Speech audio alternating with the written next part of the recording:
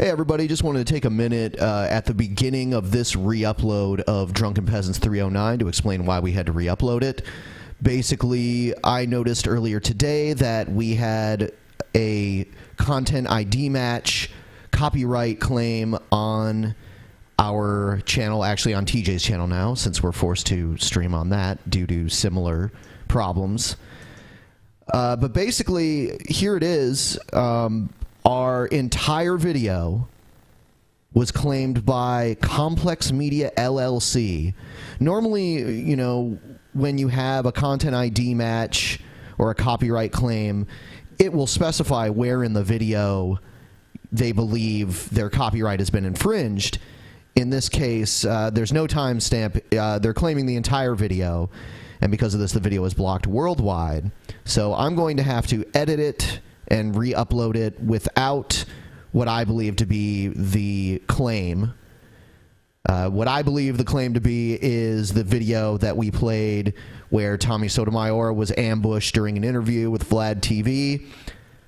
Based on my research, I believe it's Complex Media. I believe they are associated with Vlad TV. Obviously, this was clearly under fair use. We did not upload just the video unedited.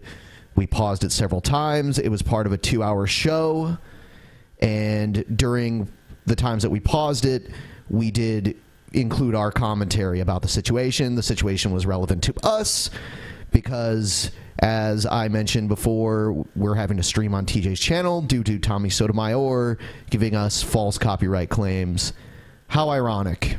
How ironic. It really is. But, of course, we're disputing this. We're going to have to wait until until 30 days from today.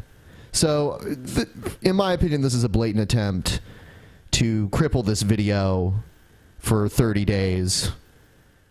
That's what they're doing. It's pretty obvious. I've seen other instances where this same video was taken down on other channels. The difference between them and us is that we actually edited the video in order to provide commentary. It was transformative in nature. You've heard it all before. So we're disputing this, and I am now uploading the video.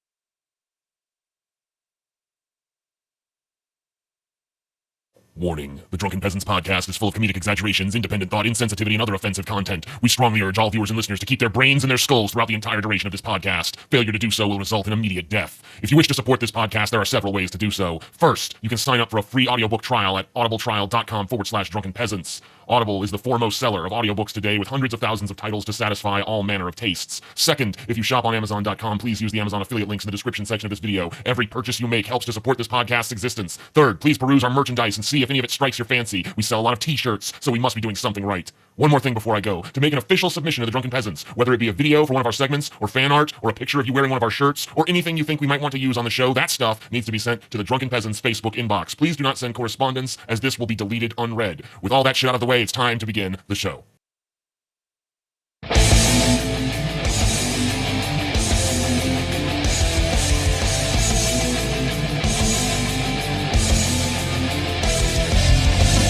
Coming to you live from the frigid armpit of America, this is the Drunken Peasants podcast with Ben and TJ, bringing you opinions of the news from an altered perspective. Fuck it! Hey man, you got a joint? No, not on me, man. I don't have facts to back this up. It'd be a lot cooler if you did.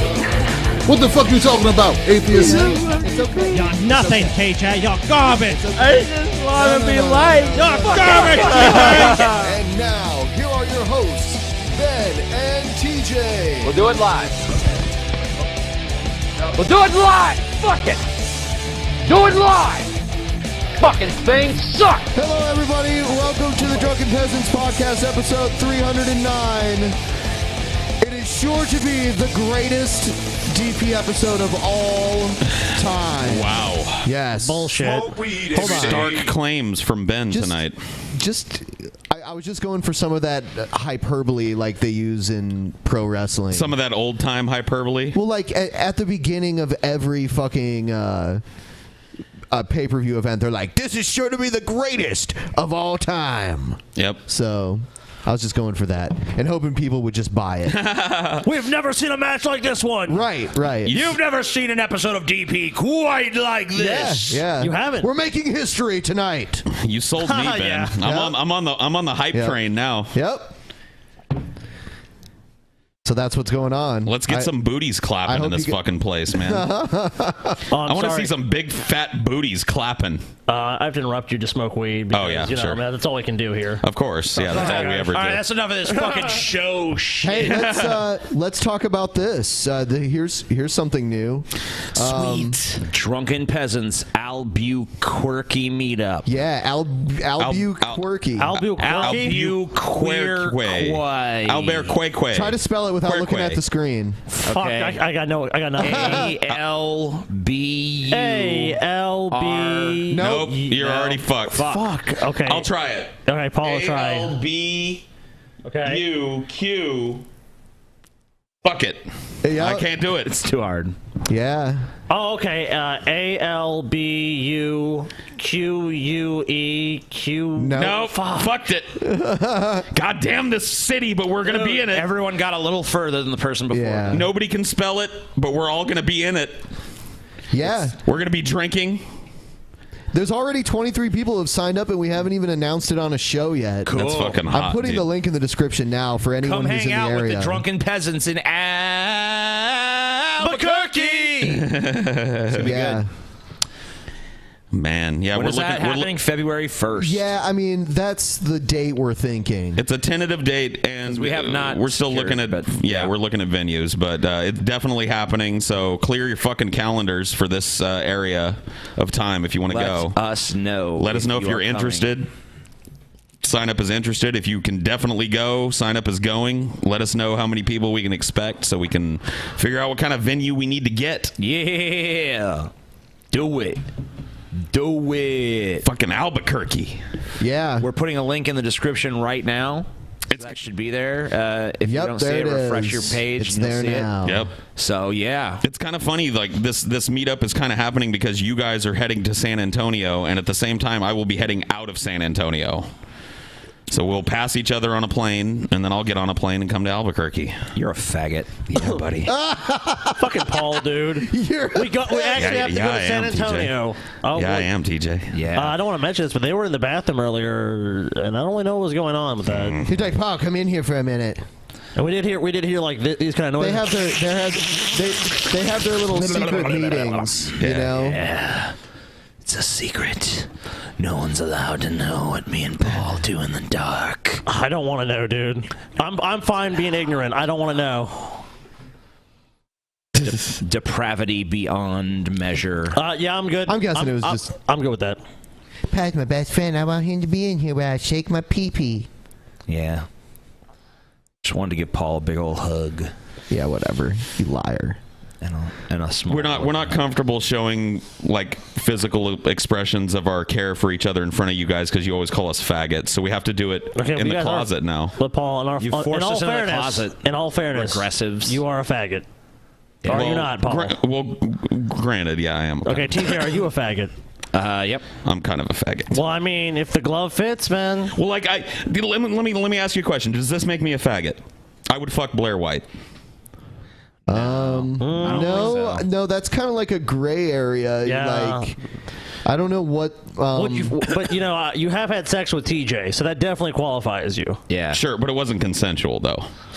I held TJ down. I mean, another gray area. Was it consensual or not? I don't know. Who can really say? Yeah, I mean, TJ seemed willing, you seemed willing, but then you guys are saying there's different stories, there's different versions of events. You know, consent. You know, they want it to be a line, but it's really blurry, man. It's hard to tell where that begins and ends. Yeah, man. It's more like a mist. Yeah. a mist that you walk through. Consent is a mist. And then you get all sticky on the other end. And you track mosquitoes and shit. It's really weird. So yeah, Albuquerque meetup. If you want to, it is happening. If you want to come hang with some fat fucks and I guess some not so fat fucks, then here we are. I mean, either way, there'll be plenty of them there. So yep. If you like neckbeards, this is your place. Yeah. Come to the homeland of the neckbeards. Yeah, let's do a check. Let's see. It'll probably be somewhere in downtown Albuquerque. Yep. So stay tuned. Come on down. Albuquerque. All right, what's next? We were gonna play this video here. This is a good one. Yeah. Apparently, Tommy Sotomayor, he was doing an interview with Vlad TV. I guess that's a pretty popular channel. Has over 1 million subscribers. Cool. And all of a sudden, this guy, what's his name? Tariq Nasheed? I guess. Who apparently, isn't someone I would agree with on many things. Racist Ben. Before we start, what kind of a channel is Vlad TV? Because I don't know it. It's a popular channel, and he does a lot of interviews. Okay, so it's an interview channel. Okay. Yeah, he sucks their blood afterwards. Hails Vlad, ooh, can I drink your blood? I am Vlad. Vlad. Can I drink your blood? Can I? All right, let's do the redo. Let your scalp breathe. Well, you want to move on to something else, or? Yep. All right. Sweet.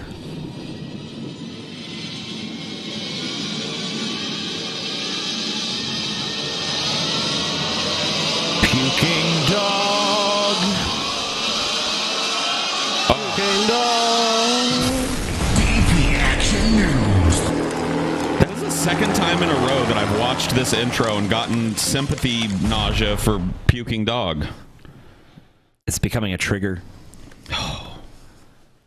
Paul's triggered everybody. All right. Here's another Fox News War on Christmas video. Talking Points memo: Christmas in America. He's pretty much. You may remember about 10 years ago, the factor began spotlighting companies that refused to say the words "Merry Christmas." He's proud In fact, of it. some of those businesses actually ordered their employees not to say that. Well, that culture war issue ignited, and we won. Most companies stopped the nonsense, and Merry Christmas became a common greeting once again. For me, it was interesting to go through that because some on the far left actually denied there was any controversy at all. I've never noticed a difference. Yeah, who gives a shit? Some places, since I was a fucking kid, have been Merry Christmas. Some places have been Happy Holidays. Some places are both. I've never noticed a big swing in one direction or another. So you did fabricate it, Bill. Yeah. You made it up in your own little fucking head. That was a war that never happened. That you take credit for winning. Yeah, remember last year when Josh Fierstein did that whole Starbucks Cup thing? That was great. Yeah, I mean, look, I'm not saying they fabricated everything, but they just made it into something that's really not. It's just some companies don't say this, and it's like, oh, they have a war on it, they're against it. There's no war on Christmas in America. America pretty much comes to a standstill. Well, people spend hundreds of billions of dollars on Christmas. Millions of people, the vast majority of people celebrate Christmas. How's there a war on Christmas? There's just a tendency among Christians, I think, especially to view not getting deferential treatment as being like victims. Dude, Christians have like some of the ultimate fucking persecution complex people. We're not allowed to discriminate anymore. That's discrimination against us. Going back to that Fierstein thing, I worked for Starbucks for 8 years, and it was such a fake Tempest in a Teapot controversy because every year Starbucks has a different fucking Christmas cup. Some years it says Merry Christmas. Some years it's a bunch of snowflakes or a reindeer. Every year it's a big thing to see what the cup is. So he acted like it was just common practice for Merry Christmas to be all over Starbucks cups, and that's never been the case. Yeah, I mean, like, and because they chose to do like a basic like red holiday cup and do like a minimalist style, he's like, what the hell? Usually there's a fucking picture of Jesus on a manger in there, but this year, nope. The atheist done took over. It's like, what are you fucking talking about, crazy fuck? Oh, that I fabricated it. More lies from a crew that is incapable of telling the truth. Cool. Anyway, this year, the American Family Association, based in Tupelo, Mississippi, Elvis's hometown, has issued its annual naughty or nice list. That tells the public which businesses are Christmas friendly and which are not. Really? Yep. This year, the following companies are rated 5-star nice. Cool. Oh, wow. Look, Ashley's employer tops the list. Cracker Barrel. Hobby Lobby, far-right Christian thing. Cracker Barrel, Hobby Lobby, Kirkland's, yeah. Lowe's, yeah. Michael's Store. I like Walmart. it. Yeah. Walmart, sweet. What is Remember this that. list? 5-star nice. That's the ones who are most receptive to Christmas, the Christmas spirit, Companies that probably which have is a lot now of a Christian bullshit. mandate for all of society. So the Christmas spirit is now quantified by a 5-star ranking Damn system? right, by the American Family Association, the most regressive shitheads in America. A wretched fucking The organization. actual definition of regressive, not the AIU definition of regressive. One time, Lowe's was a problem, but obviously that's turned around. Wow. Also on the Christmas-friendly list, Ace Hardware, These are Banana nice. Republic, They're not nice. They're not Bass Pro Shops, 5-star Bed nice. Bath & Beyond, Books but A they're Million. nice.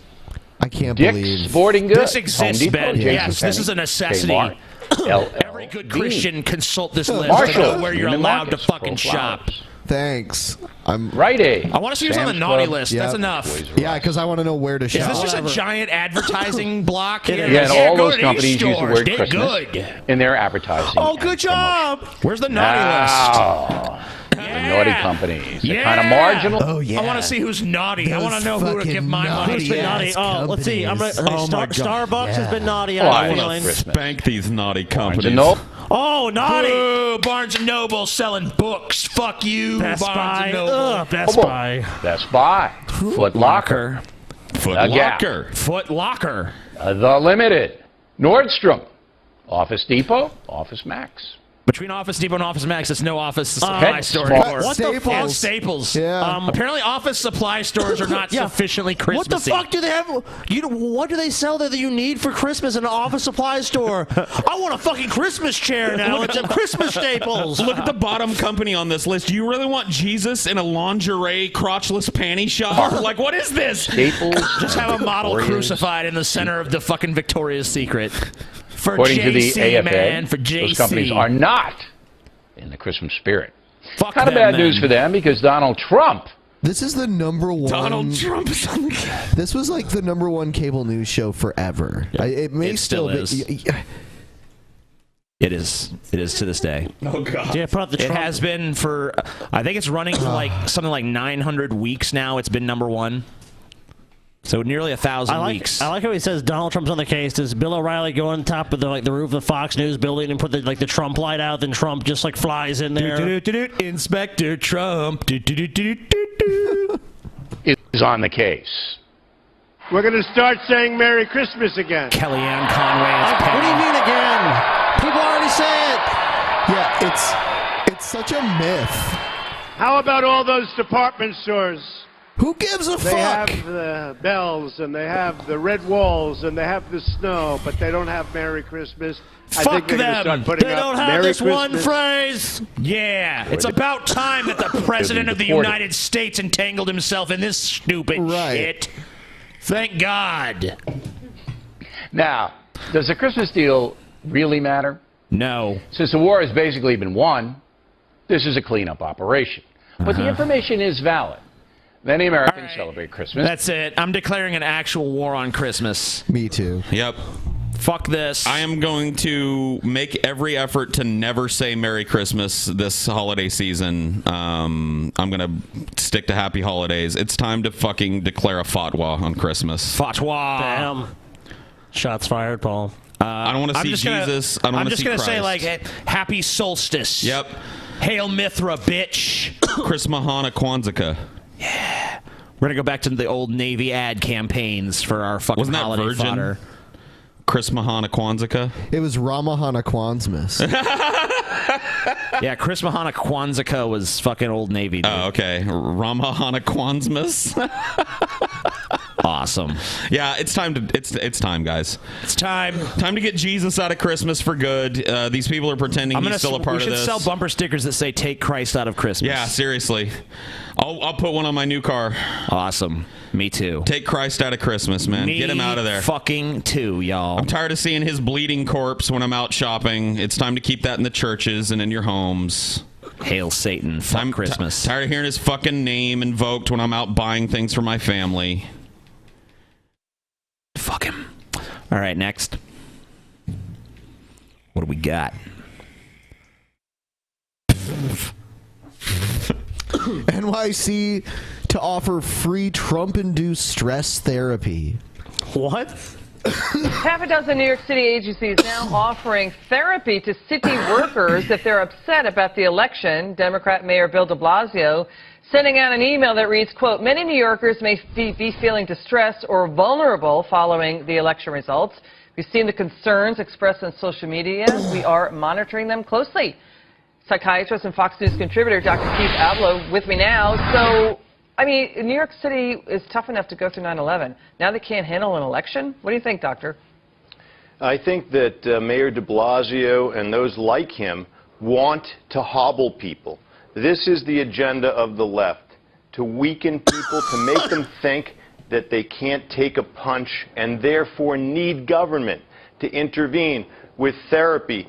This is an insult to anyone who suffers true mental illness. Think of the resources that he's proposing to waste when there are homeless mentally ill, when our prisons are full of folks with severe mental... Yeah, I mean, I pretty much agree with this guy, but on the other hand, isn't the Trump family unnecessarily staying in Trump Tower in New York costing the city $1 million a day? Yes. I mean, yeah, but he's not talking about that. Yeah, he's talking about the wasting, the wasted appropriation of mental health funds. Yeah. To coddle people who are sad that Hillary lost when they're homeless, when there are raving homeless people on every corner in fucking New York City. No, don't spend the money on them. Spend them on government clerks who are like, Trump won. And how many people really need to go to therapy for it? I mean, there's probably some bitching on social media, like on Twitter and Facebook, like, I can't believe this America's fucked. You know, they don't need therapy to fucking get over this. They'll fucking live. They'll be fine. This dude, he's kind of a pop psychologist, but he's got a good head on his shoulders. Keith Abloh. He's been on the Howard Stern show before, and he's a smart guy, and he's right about this. This is just stupid.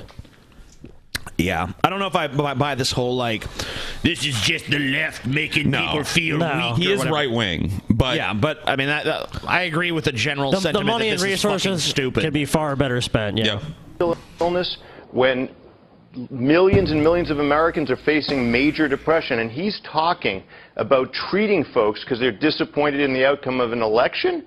He should be ashamed of himself. Okay, if anyone's that distressed about the outcome of the election, the treatment they need is to fucking realize that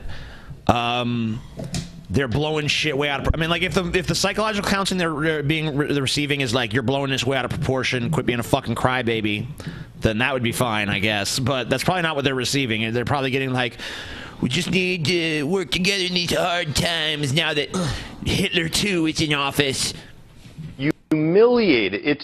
He needs psychotherapy, and you know what? I'd do that for free, just to try to spare the rest of the community the dismantling of their self-intention, of their self-esteem that he represents. Mayor Bill de Blasio, free therapy from Dr. Keith Abloh. Doctor, when you saw the story, what was your gut reaction that he is basically saying that the Trump election is unnerving city workers and you need to get therapy for it? What was your gut reaction? What do you think that is going through his head? Don't most city workers already have insurance? I mean, they do. Does this really need to be something that's covered? That, you know, I just don't see why you would need to do this. The only reason they're covering this is because they think people are going to hear about this and be like, oh, wow, Trump's election is so bad that these people... But no one's thinking that. Everyone's just thinking, like, what a bunch of fucking crybabies. They're using mental health as a shield to obfuscate the fact that they're just trying to get in the good graces of their mostly liberal constituency by going, we're on the same page, and here we're going to give you some free counseling to get over this Trump thing, and we'll get through this together. Yeah, that's all. But it's a profound misallocation of mental health funds, and I agree with this guy. My gut reaction is this. I try to do the arithmetic. What's he really saying? What he's really saying is that you should need help because an election was held. That's the end game of these folks, by the way. The end game of people like Mayor Bill de Blasio is to disempower the electorate to a person, such that they feel they have no autonomy and they can't. That doesn't even make sense. That's just gibberish. Yeah, I mean, I agree this is dumb, but this whole idea of like, you know, his long game, like there's no. He's on Fox News talking about the liberal agenda, of Sure. course. I mean, not everything he's saying is total dog shit. No. But yeah, that whole little weird web of conspiracy is just jibber jabber, in my opinion. Can't deal with anything. So my gut feeling was, wow, there they go again. They're stating that our elections themselves are things to be grieved over. This is a democracy. This represented, by the way, the reclaiming of our country, not the squandering of it. This election was absolutely seminal and necessary, and I'm not... A lot of fortune tellers out there about Trump. Yep. We reclaimed our country before he's even take off. The real big problem I think you see with this is everyone talking about the election was before, when everyone assumed Hillary was going to win, like you had this huge expectation on the liberal side, and on the Democratic side it's like, this is going to be a wash, this is basically a formality. And then finally someone who is willing to represent the oppressed voices of the oil industry and the finance industry. Oh, thank God, finally we took America back for those people. Ain't that what are you talking about? How did you reclaim anything? I mean, I get it. Maybe like a lot of liberals are acting like Trump is the fucking Antichrist, and I don't really think he's that bad, or at least I haven't seen any indication yet that he's that bad. But he hasn't been in office yet. We can't judge his presidency until he actually gets in office. I mean, if we just look at the fucking we look at it just as cabinet appointments. I mean, like, it doesn't really seem like the balance of power has shifted in Washington or something. Let's call a spade a spade. The liberals are by and large acting like conservatives did when Obama was first elected. Yeah. Yep. Before he got into office, all these fucking dark omens and ill portents and shit. And it's just like, come on, guys. Actually, I remember I was reading something that Repsion wrote back when Obama first got elected, when Repsion was a Christian. Yeah. And Repsion was like, he's the Antichrist. Damn, really? Yeah. Repsion was writing about how Obama was the Antichrist. No wonder he did so bad on that trivia shit. He didn't even get the Bible section right, though. So, get thou down, Baldy. That was when he was a Christian, so like he was convinced Obama was a fucking Antichrist. Cool. Obama is the Antichrist. Somebody like Bill de Blasio, who doesn't really favor truly American democracy, I don't believe, or entrepreneurial activity, or the rights of individuals. He's please. Come on, Bill dude. de Blasio is the mayor of New York City, one of the hubs of commerce for this nation, and you're telling me he doesn't believe in commerce? Yeah, he clearly does. Isn't he like a billionaire, too? Yeah, I mean, let's be real here. I don't know if he is, but look, he's doing something stupid. Rich, right? That doesn't mean you you don't get to paint him with this broad brush of negativity because he did something stupid, okay? He's not a fucking communist because you don't like what he did. Yeah, he's extrapolated so far on this point. Like, he had a good point about the mental health care and the obviously the limited resources and limited funding, but then he just went into crazy town. Yeah, I mean, it's interesting being the mayor of New York because they oversee like a larger population and a larger economy than most countries. Most governors too. Yeah. I mean, only a few states. I mean, obviously New York is a big state. Florida's a bigger state. California, but yeah, for the most part, that is like, what is it? 18 million people live in that metropolitan area or something. Yeah, there are states with less than 2 million people in them, so it's like there's states with less than 1 million people in them. Yeah, like Wyoming. So. Yeah, North Dakota. To say this guy doesn't believe in the democratic process, doesn't believe in commerce, doesn't make any fucking sense. Yeah, that's why he's gone and shut down Wall Street. By it, he's projecting. Everyone needs help when really Bill needs help. And you know what? Here I am, Bill. Okay. Come on, I can fix this. Was it your mom? If I had to picture what Lex Luthor would look like. What is this face she's making here, dude? She looks like she just smelled a fart. She looks like there's a turd on her tongue. Yeah, what is going on with her? What a sour look. Is that her laugh? I don't know. Because he's kind of trying to be funny, saying he'll give him free counseling to fix his weirdness. And is that what she does when she laughs? What an unfortunate laugh. She looks, yeah. I mean, everybody's making fun of me for my stoner giggle, but at least I don't go.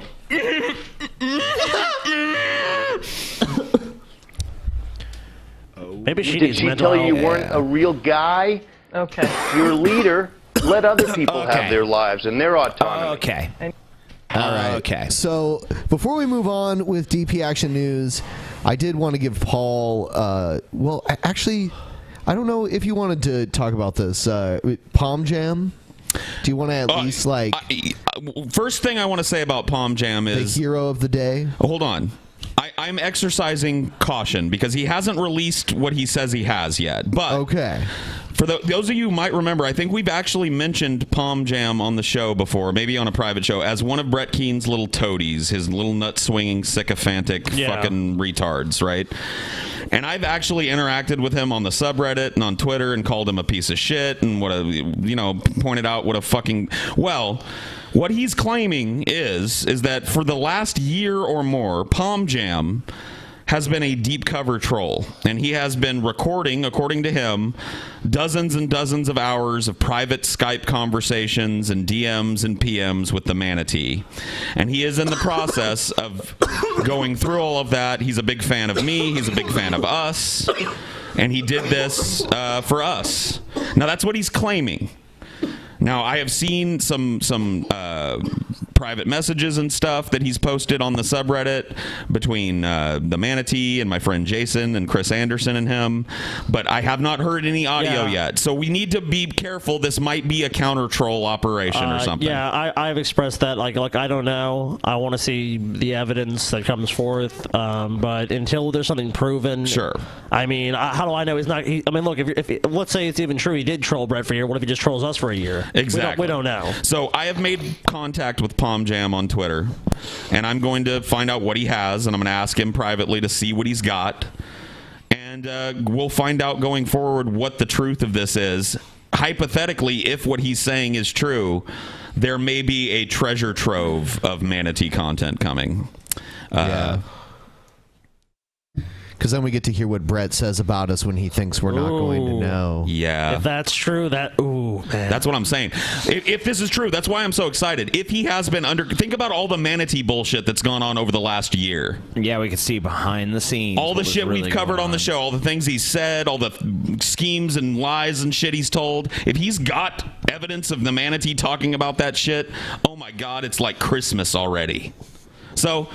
Wait, I'm taking a cautious approach. I'll reach out to Palm Jam. I'll get in touch with him. I'll see what he's got. And we'll go from there, yeah? Yeah. Quick update for anyone, just in case you missed this earlier in the show. We are having another meetup. It's been several months since our last one. This next one is in Albuquerque, New Mexico. ALBUQUERQUE. Albuquerque. Albuquerque. Yeah. Okay, but yeah, I know you know how to spell it. Yeah, because I had an address there. So yeah, yeah, that's, and it never quite goes away. I always remember how to spell it. But already 25 people. And we don't expect this to be our largest one, but who knows? I mean, we were surprised with Toledo. I mean, Toledo's not a huge town, and Albuquerque's bigger. We've got fans in the Southwest, man. Yeah, we've got fans in Arizona. Things are just more spread out there, though. People that wanted to come to the Toledo meetup from like Cleveland, that's 3 hours. Chicago, that kind of stuff. Yeah. In Albuquerque, you're talking like a 6-hour drive. Yeah. But it's crazy. I mean, we've had people that have driven from a long way to come see us at these other. I mean, look, Arizona's right there. North Texas is right there. There's all the surrounding areas. One thing I will say about it is that Albuquerque is not an expensive city to like get a hotel room or an Airbnb in. Oh, not at all. So that and if you live close, it would be a cheap flight from somewhere in Texas or Arizona or Colorado. Yep. So puddle jumper flight. Come hang out. It'll be a cool. good time. We're gonna get drunk and talk shit and drink margaritas. Hopefully, story time with burritos. Paul. Yeah, maybe a story time with good old Uncle Paulie. Yeah, that's why we're trying to secure a venue. So if we can get enough people to at least commit to come, then we can go to this venue and be like, hey, we're bringing people in. Let us use your PA and sound equipment. Yeah. Yeah. So cool. All right, moving on. That woman's smile will haunt my dreams. In a town hall, Bernie Sanders claims Donald Trump won because people got sick of political correctness. Bernie's right until he defined what politically correct actually means. For years and years, we have been told by Republicans and many Democrats that our trade policy was a great idea, that it was working for America. Well, you know what? The American people don't believe it. They think there's something wrong when just with permanent normal trade relations with China and the Mexican free trade agreement, we have lost some 4 million decent paying jobs. The American people, I think, want candidates and politicians to have the guts to stand up to the billionaire class and start representing the middle class and working families of this country. I don't think it's more complicated than that. It's a nice fantasy, Bernie. It's a nice fantasy. See what he did there? He turned real rebellion against the PC into something about class warfare. Sorry, Bernie, it's not about the billionaire class. There are 540 billionaires in America. Small class. You're a moron. But there are thousands of jerks telling us that we're... What are you, dude? Is this guy for real? Yeah, he's on Fox News. There's only 540 of them. And they. So let's see, because we all know when you have power, there's lots of people in power, right? No, wrong. Yeah, and how many billions of dollars do they have between all of them? If you're a billionaire, you can insert yourself into any conversation anywhere in the world. I mean, look, if Paul was a billionaire, say, and then Paul really supported Trump, he's an outspoken person, they're not going to cover most people that say, I support Trump, but if billionaire Paul says, Trump, I'm going to give Trump $100 million, I'm going to do this, I'm going to buy $100 million worth of ads. Yeah. He's suddenly in the national conversation, everyone knows his fucking name. Yeah. And plus any of these, $200,000 a plate dinners they have for fucking and it buys you influence. Right, that's the thing. You can go. Like, I can't you have go. Lobbyists. The front end of that is not my problem. When big billionaires give big amounts of money to a political candidate and that becomes a news story, whatever. But it's what it gets them. They're not dumb. They didn't become billionaires by giving away money. They're buying influence. They're buying access. And that ain't cool because I can't afford to buy access to Bernie Sanders or Hillary Clinton or Donald Trump. Evil. See, the PC rebellion is about a reaction against the media academic complex, which tells us what to say or else. People were tired of the... Or else what? Or else. Or else what? Yeah, I mean, look, even if they say it, and there's a lot of people that do want to tell you how to talk, you just fucking, what are they going to do about it? If you don't fucking agree with them, what are they going to do? Yeah, last I checked, no one was getting round up into jail or some shit for man, you said something really hurt my feelings. You going to PC prison. Identity wars that pitted young versus old, white versus black, gay versus straight. In other countries, it's why they have each laws time like a that. celebrity feminist lectured us on Trump, Hillary lost more votes. Every time Lena Dunham opened her trap, her causes shriveled, among other things. That is true. I mean, I wouldn't put it so much on celebrities. I would put it more. No. I mean, look, Hillary had tons of celebrity endorsements. They probably, if anything, that probably helped her. But I mean, Hillary was just herself was so unpopular that even people who were famous and have influence, no one liked Hillary. It didn't matter. It's like even if you like Brad Pitt, if Brad Pitt appears on the TV and is like, "Hey, Hillary, I got a box full of dog shit here, and I Brad Pitt attest it's good," you're not gonna be like, "Wow, Brad Pitt endorsed it, so that must be legit." No, it's still fucking dog shit. Doesn't matter how many people you fucking have dancing around it and acting like it's some great thing. Nope. Behold, the amazing dog shit tastes so delicious. So it's not about trade or the rich. Industrialists aren't screaming slurs on campus telling us which pronouns are offensive or why Christmas carols are microaggressions. That's the PC movement. Power-mad twerps who use reputational smears to brand all of us as evil until we submit. And that's what bugs me about that guy's face in your face talking to you like that? No. You just don't know what you're talking about. You were supposed to add eggs before the flour, not after the flour. Now your souffle is going to fall. How fast would you bitch slap somebody doing that to you? I would at least walk away. The minute I looked at him, I wanted to bitch slap him. What are you talking about? He didn't have to even fucking speak before I was like, I want to slap this obnoxious fuck. Arched eyebrows. Sanders. He's been a socialist forever, mired in left-wing politics for decades, and now he diagnoses the problem. Dude, you are the problem. From the 1970s to now, The problem is that we've had too much fucking Bernie Sanders style democratic socialism in the country. Too much focus on the middle class, dude. There's been way too much focus. Yeah, in the factory jobs. Why are we focusing so much on the people? Yeah, who cares about those millions of people? A populist fucking movement and guys, shit. That's all nonsense. That's the problem. Let's be fair to pink collared shirt faggot, okay?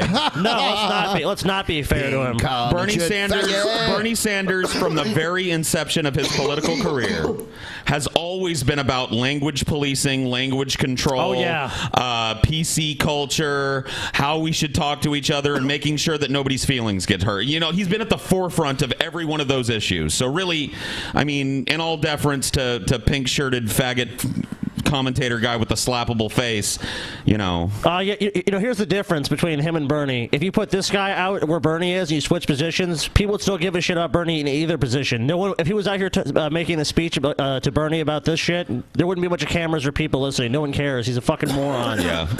He's full of shit. No one cares anyway. No one cares now, and he's on a fucking news channel. He's trying to get people to care, though. Look how animated he is. And look at me. And this is what you are, and this is what I am. Cared and you watered this toxic movement. So Bernie, 2016 was about millions of Americans becoming intolerant of that intolerant class. Let's hope it sticks. All right. What garbage. And you're really shooting for the moon for that fucking Edward R. Murrah fucking hit piece. But it just missed. It was a swing and a miss, man. Better luck next time. Go back to journalism school. You're not ready to be a fucking journalist. Paul has Down syndrome. I have Round syndrome.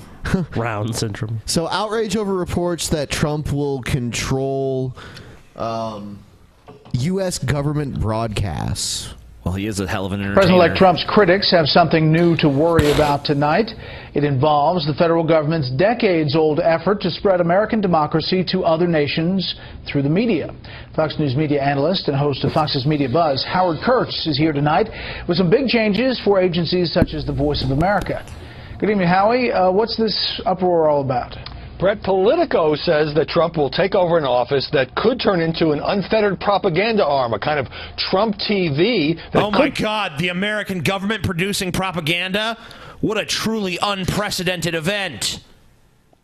Peddle only Trump-approved content. A Washington Post editorial said Trump could name the editor of Breitbart News or another alt-right propagandist to control how the U.S. is presented to the rest of the world. It's just bullshit. This is all bullshit. Okay, if the new administration is going to have a different editorial slant. Yeah, dude, if Hillary had won, they'd be saying the same thing about Hillary. Hillary's propaganda department opens up. Podesta's going to have some kiddies back there to fondle, too. Gonna be raping kids while he writes scripts about how they're great, but meanwhile they're just evil.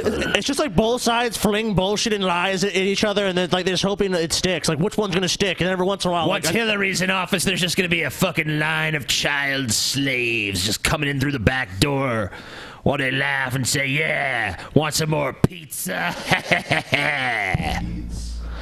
P-I-Z-Z-A. I want fucking pizza. I want pizza. Ben, did you ever hear Ween's commercial for Pizza Hut that got rejected? Yeah. Where'd the cheese go?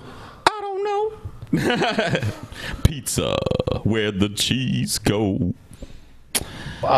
we're talking here about naming a single chief executive to oversee the VOA, Radio Free Europe, and other government communications agencies that currently are battling such forces as ISIS propaganda and Russian cyber hacking. But what's new about that? I mean, haven't they been around for decades? Yes, indeed. But a new law is eliminating the Broadcasting Board of Governors, an agency that's been widely criticized as ineffective in managing these communications agencies, and replacing it with a single CEO. Now, that change was supported by President Obama's administration, President's chairman at the Board of Governors, the top Democrat on the House Foreign Affairs Committee. Yeah, but now the Republicans are in control, now it's bad. so now it's bad. You oh, guys. come on. I mean, that just says it all.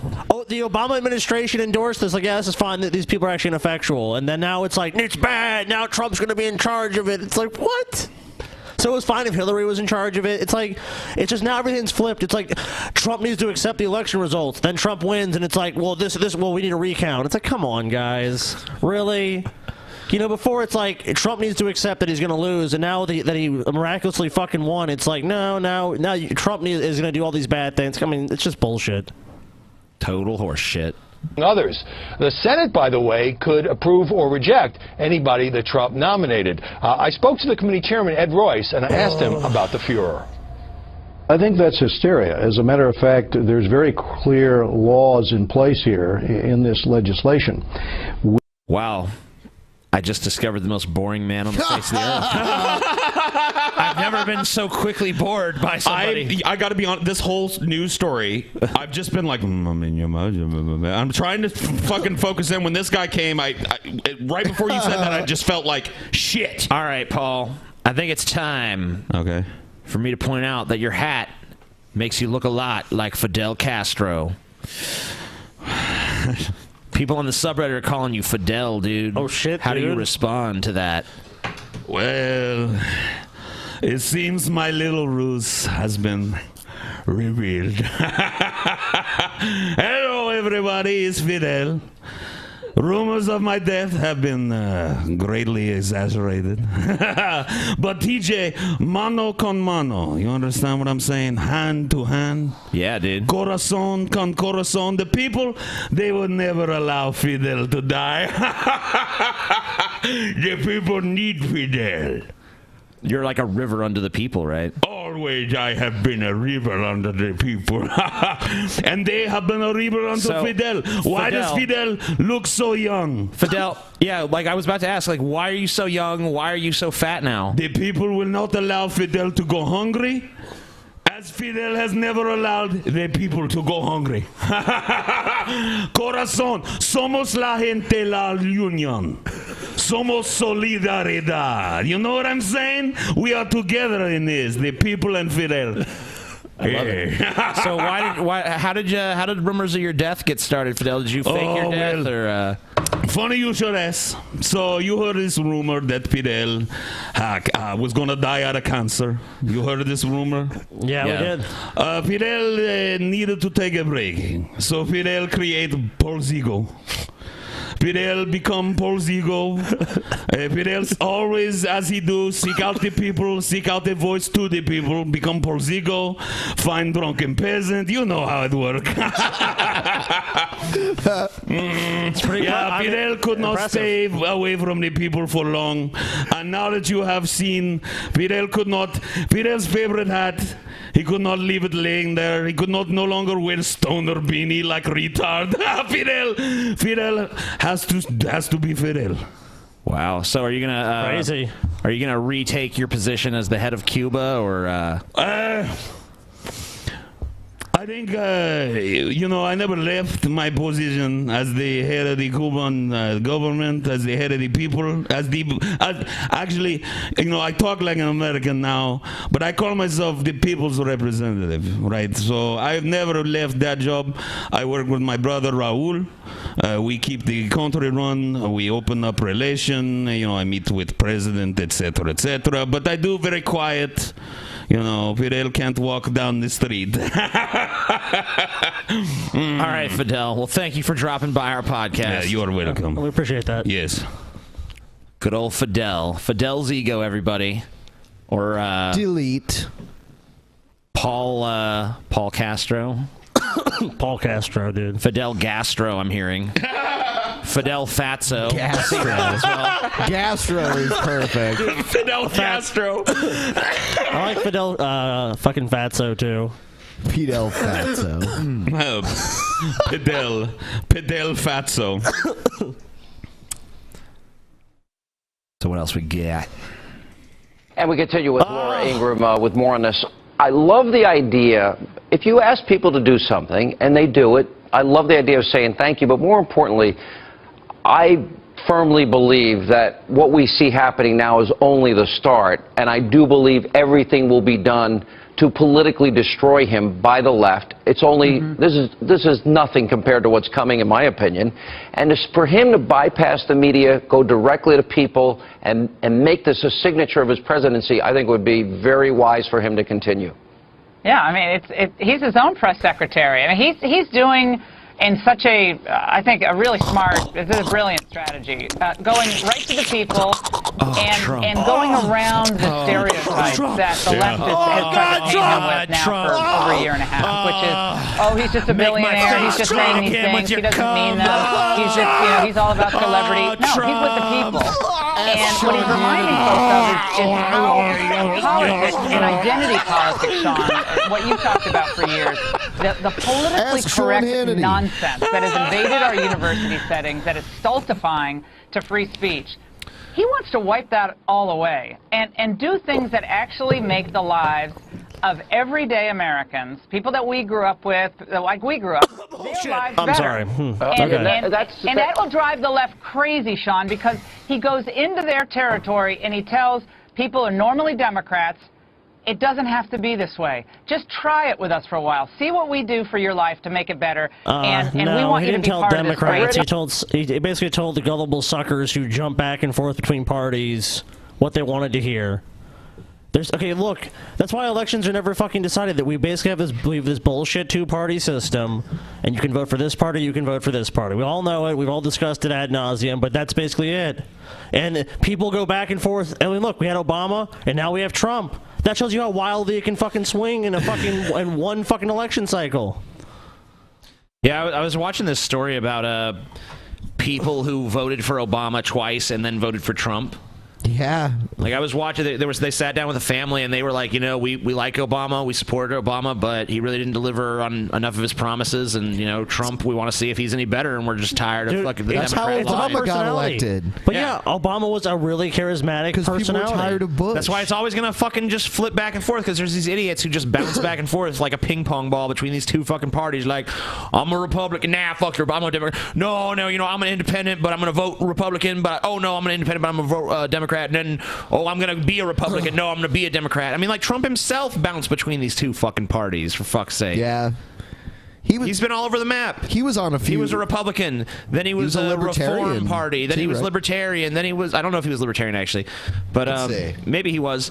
But, yeah, he was in the Reform Party for a little while. Then he was a Democrat. Then he went back to being a Republican. It's like, God, you're all over the fucking map, dude. I just can't believe I have to look at Trump and he's just the president. Dude, I swear, every once in a while. Especially when you're high, I'm looking at this guy, I'm like, this buffoon is the president. I'm like, well, it is America. So every once in a while, I'll be driving around or something, and I'll just suddenly laugh and have the thought, like, damn, dude, Trump is president, or he's going to be. Republican from 87 to 99, and then again from 2009 to 2011, and then from 2012 to present.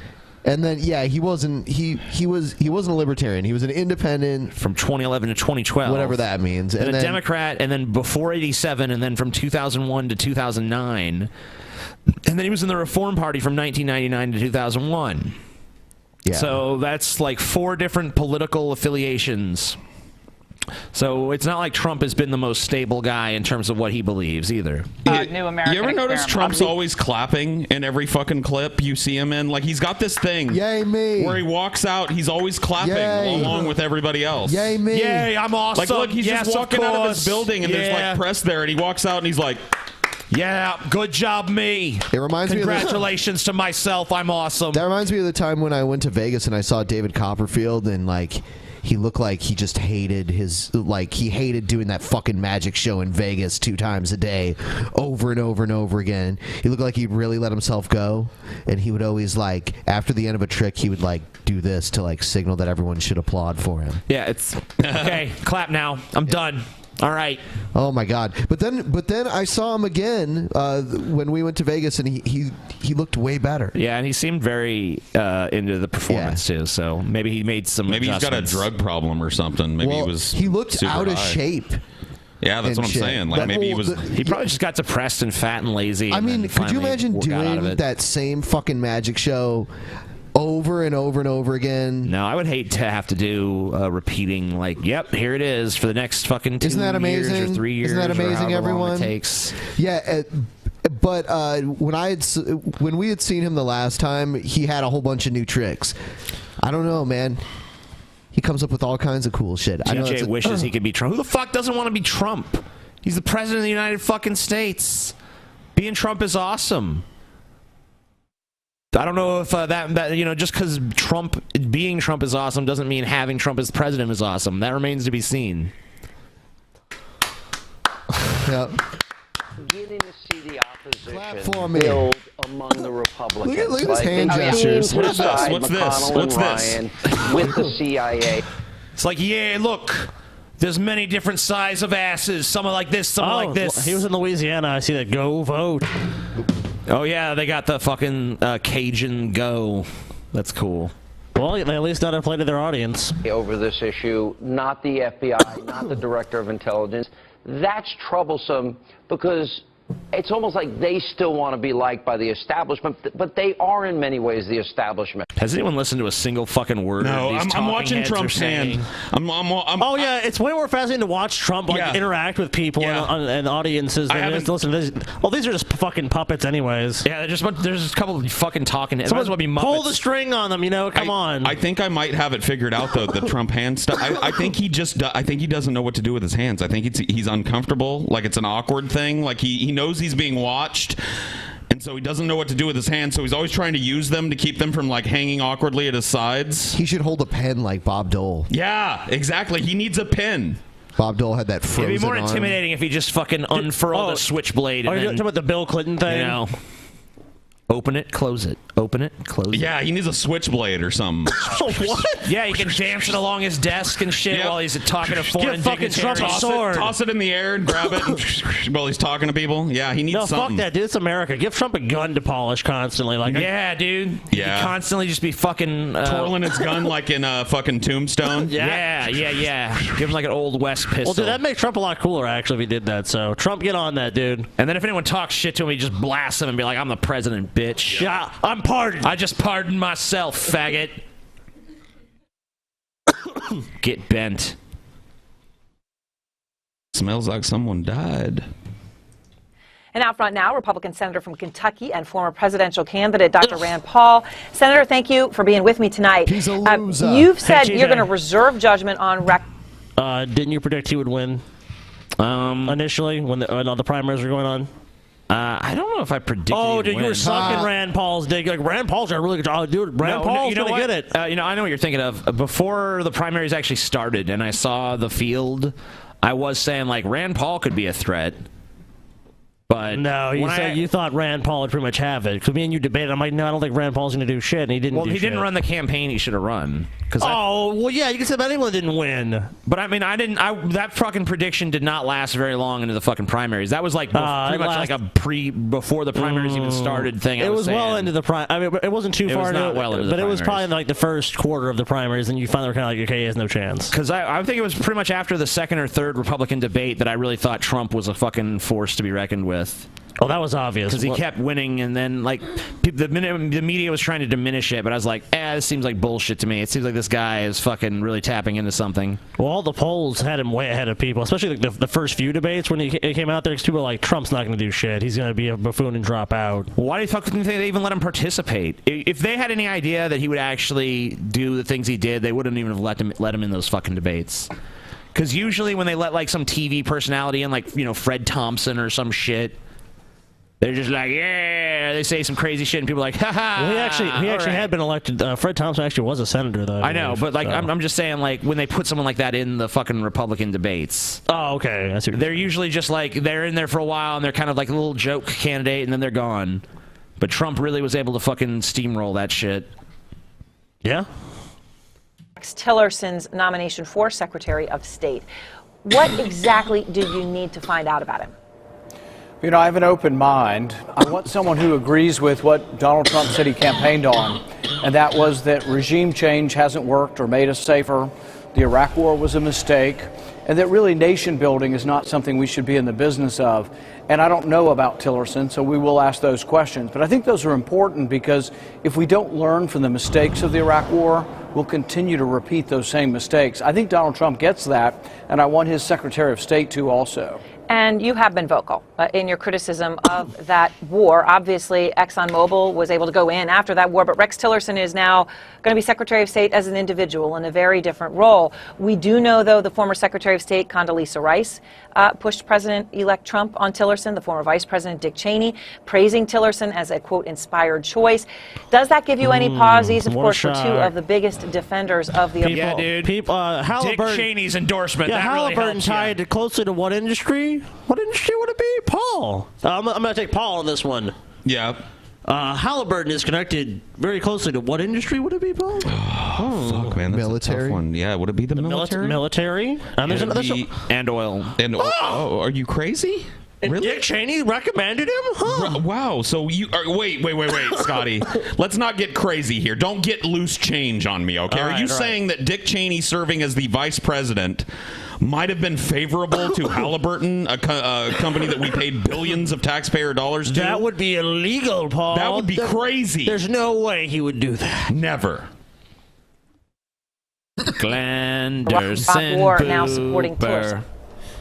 You know, we'll have to wait and see. So I definitely will ask. The one person that has come up for undersecretary, I know I'm opposed to, which is John Bolton, because he's still, I would call him an unrepentant supporter of the Iraq War. Tillerson, I'm agnostic. I don't know yet. And so I will ask those questions.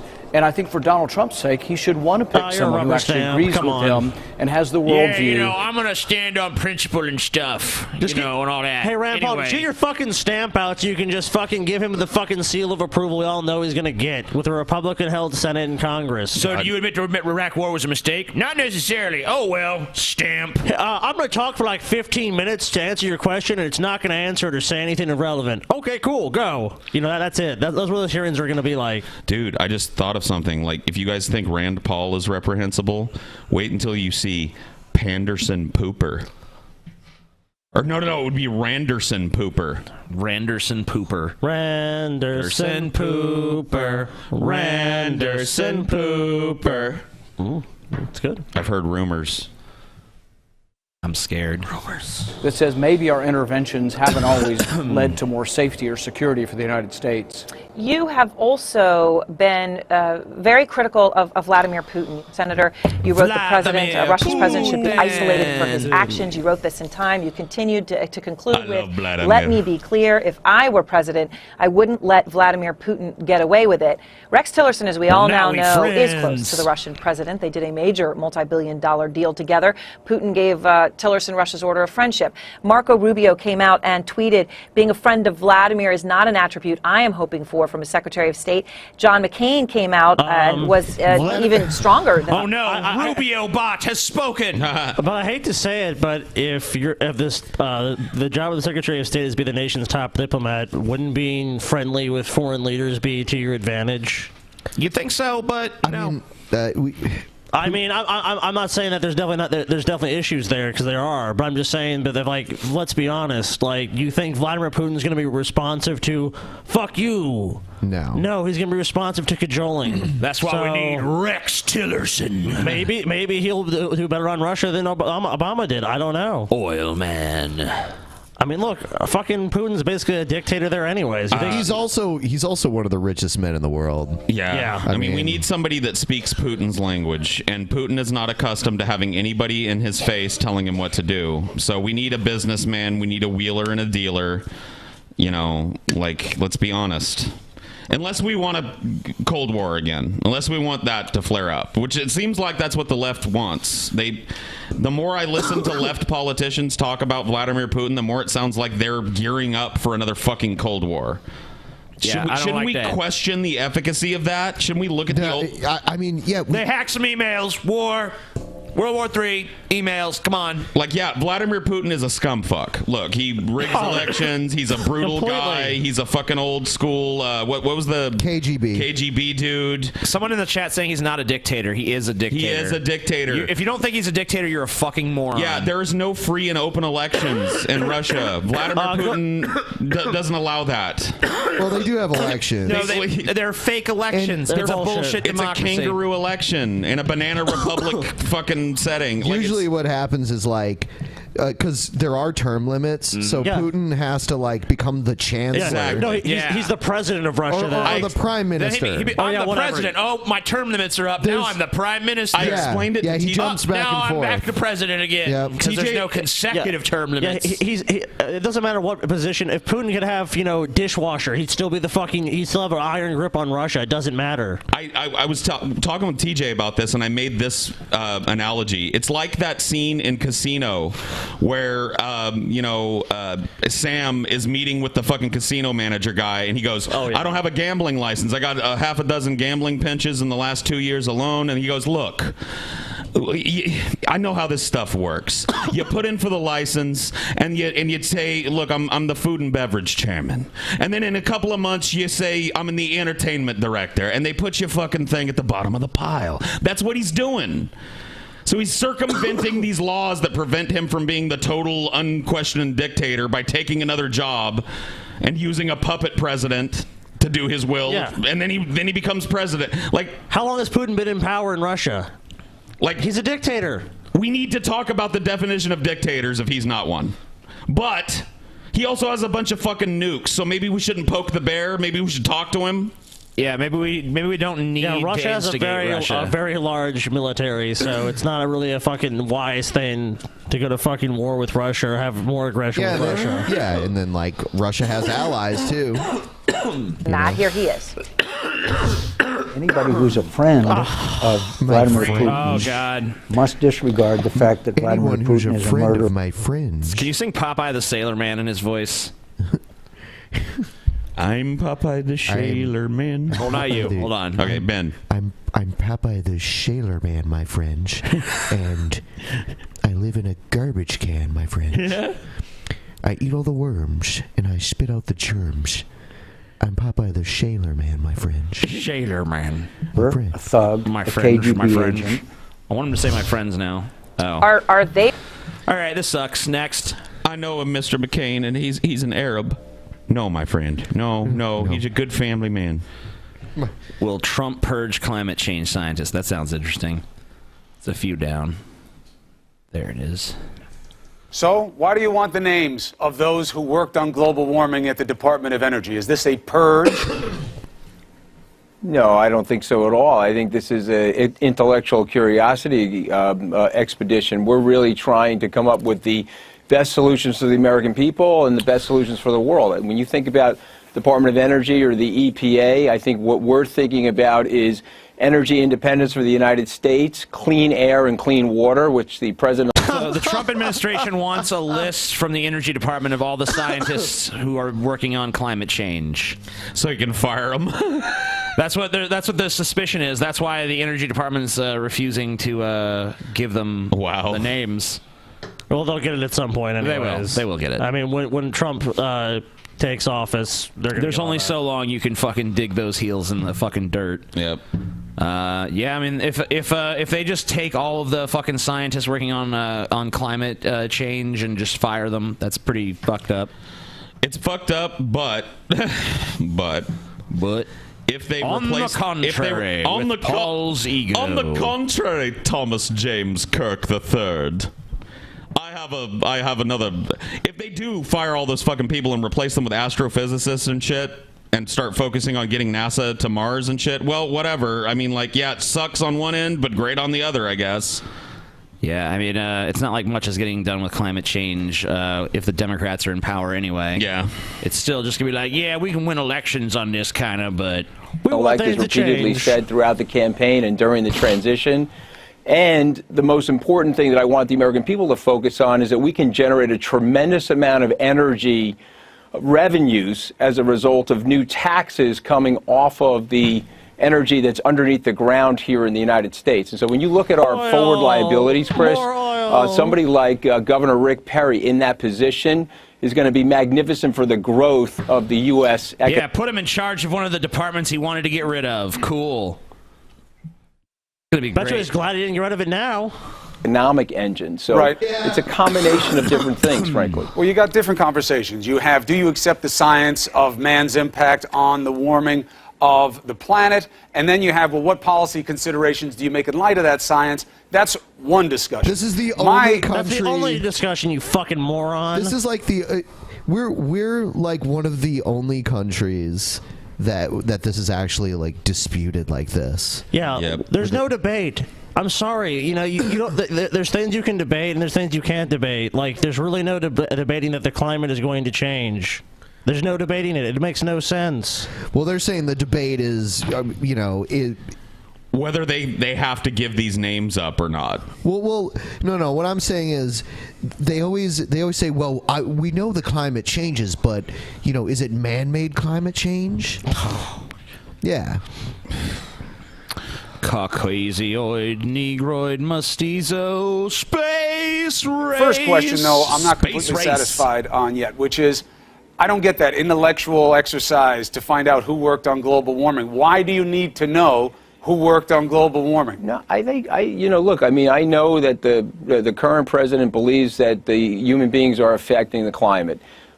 There are scientists that believe that that's not happening. I think that the overwhelming consensus in the scientific community is that man's actions. Chris, don't interrupt with the facts. The scientists that work for Exxon have a different theory. Well, I knew that's how this guy had to frame it. He's going to frame it like it's still a debate, because that's what they always do with it. Oh, look, there's people. Not everyone agrees with that. Not everyone. Look, there's prominent members of, and they'll usually name a couple of the fucking big deniers, and there's a lot of science that's not resolved yet on this. Cool. Have an impact on science. Chris, so you have to correct that whenever it comes out. Go ahead. Chris, there was an overwhelming science that the Earth was flat, and there was an overwhelming science that you learn over time. False equivalency. We were the center of the world. 100%. We get a lot of things wrong in the scientific community. You and I both know that. I'm not suggesting that we're not affecting the change. I honestly don't know. I'm not a scientist.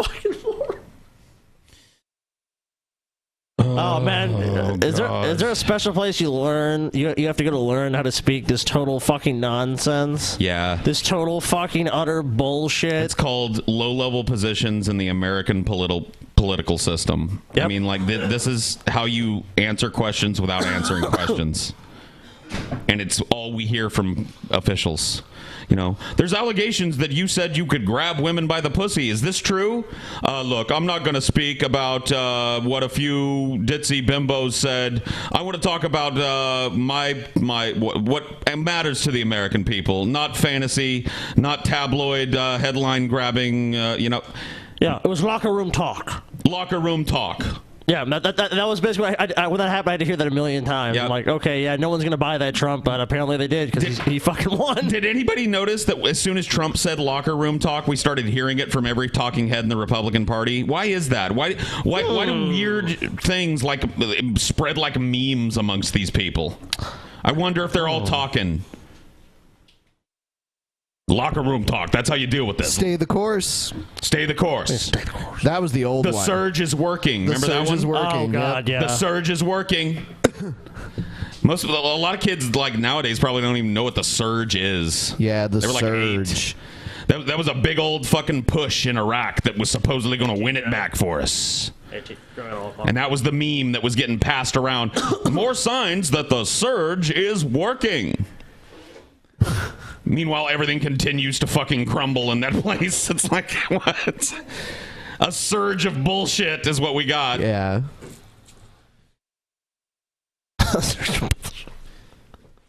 A surge of diarrhea duty. God, I don't think we've ever had a surge. America's so full of shit. I mean, come on. The surge. I'm not sure we've ever had we'll have a surge of it. You know what we've been doing, guys? We're going to do more of that. We'll call it the surge, and we'll say it's working. I mean, the surge kind of worked. For a little while.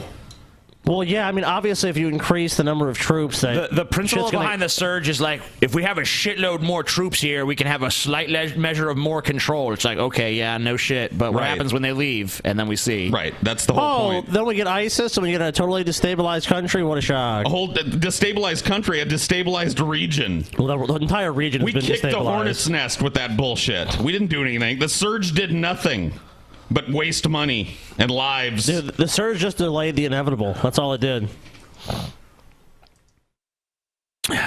It was a Band-Aid on a fucking giant flesh wound, and when you take the Band-Aid off, dude, it is fucking still there. I'm not sure if this is from today or what, but it is. This is total aside. It's fucking cold as shit in Detroit and Chicago. 7 degrees, Jesus. 9 degrees. Fuck, dude. It's Detroit. That's a really that's I mean, Detroit is right on the border of Canada. Yeah, well, so are we. No, I mean, Detroit is literally on the border of Canada. Yeah, it shares a border, yeah. I mean, dude, we got a slowpoke meme in our fucking chat. Someone's like, DP equal double penetration. Oh man, I never thought of that. Oh shit. Wow. Little late on that bandwagon, buddy. What? What? Where? Gary! Who? What? Where's Gary? Gary! Gary? Gary. Gary! There it was! Gary! Gary, get in here. Gary! Gary! We don't know where he is. I don't know where he is, dude. Sorry. Gary. I don't know where Gary is. Good Lord. Yeah. Maybe we should take a break. Do you want to? Yeah, to do the second half of the show, we've got all kinds of really good crazy people shit lined. All right, I guess we have a particularly crazy people segment. We're going to take a little we've break. got a lot of stuff. So we're going to take a little old break. Yeah, so we'll be Stay back tuned. Don't go nowhere. about 10 minutes or so. Papa Pidel will be back in one moment. Yes. The people will not be denied. Yes.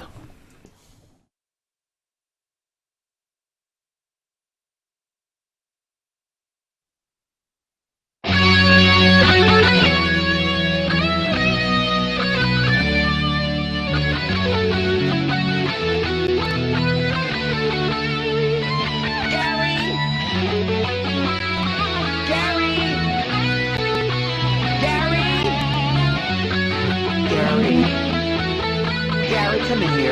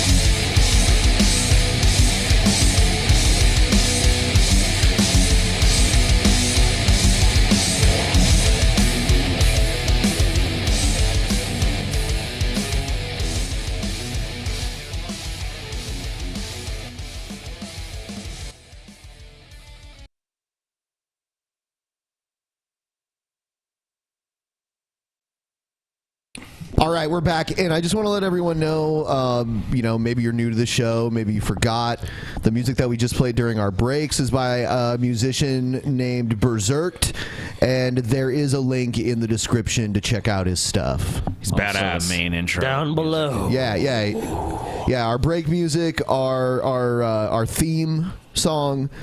All written and recorded by him. Cool. So all credit to him. Cool. So, and wow, look at the jump in going and interested. Sweet, man. Sweet. So 30 people. That's awesome. For just those on of you its just own. tuning in, I'm going to say this. GP meetup in Albuquerque. We have a few venues we've contacted. We have a really, really cool venue. If it pans out, it's going to be a really cool venue. Look, guys, for those of you that haven't been to one of these before and haven't really looked online and seen what one of them is like, if we get the right kind of venue and we get one with a PA where we can hook up a few mics, we mill around with you guys. We drink, we talk, we take pictures, we sign autographs, we chill, but everybody comes together at one point, right, Ben? And we get up on a stage and we sit down and we have a talk with the audience. We do a little Q&A. I do a little story time with Paul live. I tell a special story that kind of kills every time, and we have a good time. So if you want to come, if you're in the area and you're willing to make a little drive, come down, man. It's gonna be awesome. When you want to come, when you want to come, bow bow bow, come.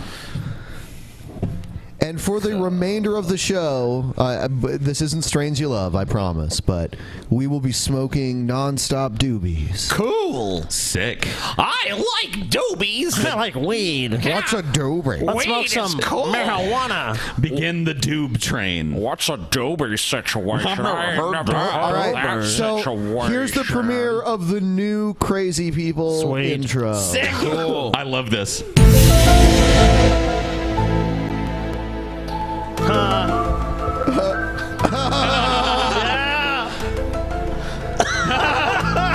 It's Devin Tracy. The beast. That's on me. Oh shit! The manatee. Oh yeah. It's crazy. No spookle sauce at the end of this one too. I like that. That was getting tired anyway. Yeah. Yeah, I was getting tired of pretending to react to it, so I'm kind of glad it's not there anymore. Dead. It's dead. This is a much better Much intro. like Brett Keen's YouTube career. Here's an old favorite, someone we haven't covered in a while on Crazy People. It's our buddy Kinky Joe. Oh, shit. With his latest video. Sweet. They always say the truth is stranger than fiction. You can't make this stuff up, folks. Here's Obama, the worst president in U.S. history. That's going to be carved in stone until the second coming. And here he buys a home, a big $4.5 million house, because he's rich, in California, which is a good place for him. There's a lot of homosexuals out there, a lot of liberals, a lot of anti-American types, so he'll fit right in. But look at this. He buys this home. For 8 years, he tells us how close he is to the poor down. I love how you're saying that California is full of anti-Americans. Right, I'm sorry, right. California. Meanwhile, the conservative-ass state of Texas is the one that's always threatening to fucking secede. Right. So how does that work? Yeah. But anyway, I guess the headline here is Obama. Obama is rich. That should be the headline. Obama rich. But look what people noticed. I wonder what people noticed. Yeah, that's what I want to hear this is, because I don't notice anything. Fucking, it's going to be something fucking ridiculous. It's a tennis court. Downtrodden people in Chicago and other parts of the country, and how he's there with them and he feels their pain, and he buys a $4.5 million, 8 or 9 bedroom, 8.5 bath, $4.5 million house in Rancho Mirage. Well, check it out. Rancho Mirage. I couldn't believe this. Here's the definition of mirage. Oh, you gotta be kidding. Something such as a pool of water in the middle of a... What? You gotta be kidding me. What? You have to be kidding me. You have to be kidding You don't me. have to even say anything when someone gets this stupid. This is the stupidest thing I've ever heard. Yeah. Rancho Mirage, California has been a town since before fucking Obama was born. He didn't move there so that he could put a cloak over himself and obfuscate his evil deeds. Let's hear desert this. That is seen and appears to be real, but is not actually there. Something that you hope for or want, but is not possible or real.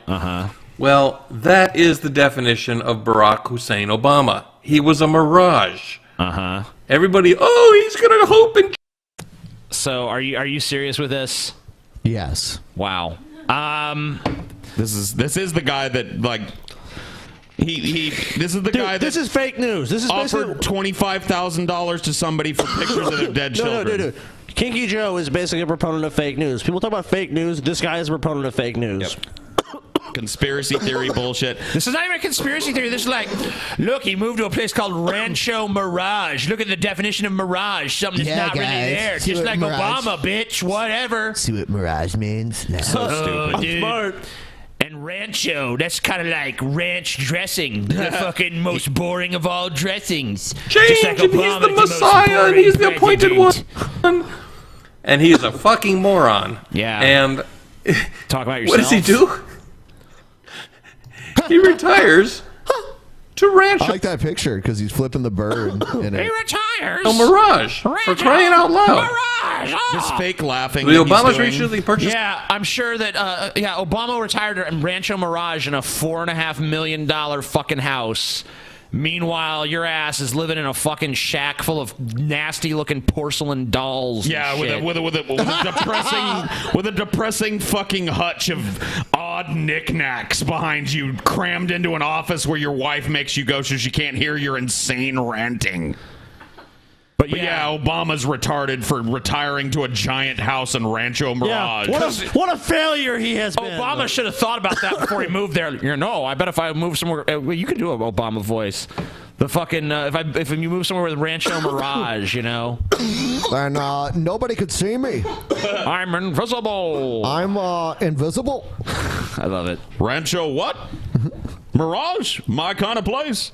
Can you believe that, Obama? The home. They're What'll he fifth do in the next? golf course mecca of Rancho Mirage, California. Okay, well, pretty What a much shock. Pretty much every person who serves as president retires after they leave office and plays golf and goes on speaking tours and writes a book and all that shit. Yeah, sets up a presidential library. I mean, come on. So the only thing you have against any of this is that the community that he retired to has the word mirage in the name, and you think that's kind of funny because Obama's a mirage somehow? Well, I guess he's also butthurt that Obama is buying an 8,500 square foot house. That's what this is really about. Ooh, Obama's rich! This is about Kinky Joe sitting in his depressing tract house somewhere, retired from horrible work and angry about everything, looking at the fucking palatial estate Obama's going to live the rest of his life on, and going, I want that!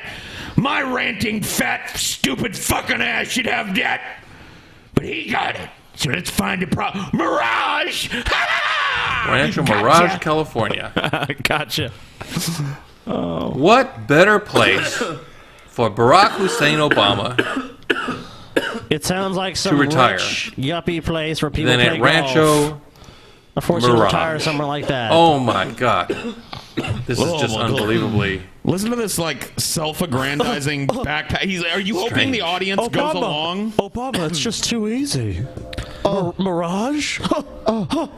What a perfect place for you to live. He's got like every sign of bad content making all in one video here. He's laughing at things that would never land as a laugh with anybody. And he's talking to people like he's like leading them in. He's like, I mean, can you believe Mirage? I mean, Obama? The Mirage? Like, are you agreeing with me yet? Come on in. No. Dummy. Hashtag send dick pics to Kinky Joe. Please do. Yeah, dude. He needs it. He needs big. I think this entire video is really just a masked plea for dick. It's hilarious if you go to his channel, because it's not a big channel. Why but would it be? There's so many ridiculous videos on it, but if you look at like the related channels section, ours is like the #1 one. He probably looks at that like, fuck. Well, yeah, that is the upside to that. He did mention us in one of his videos one time. Yeah, he's salty about our presence. Of course. He hates when we cover him. So, let's go to the next one here. What is it? Oh.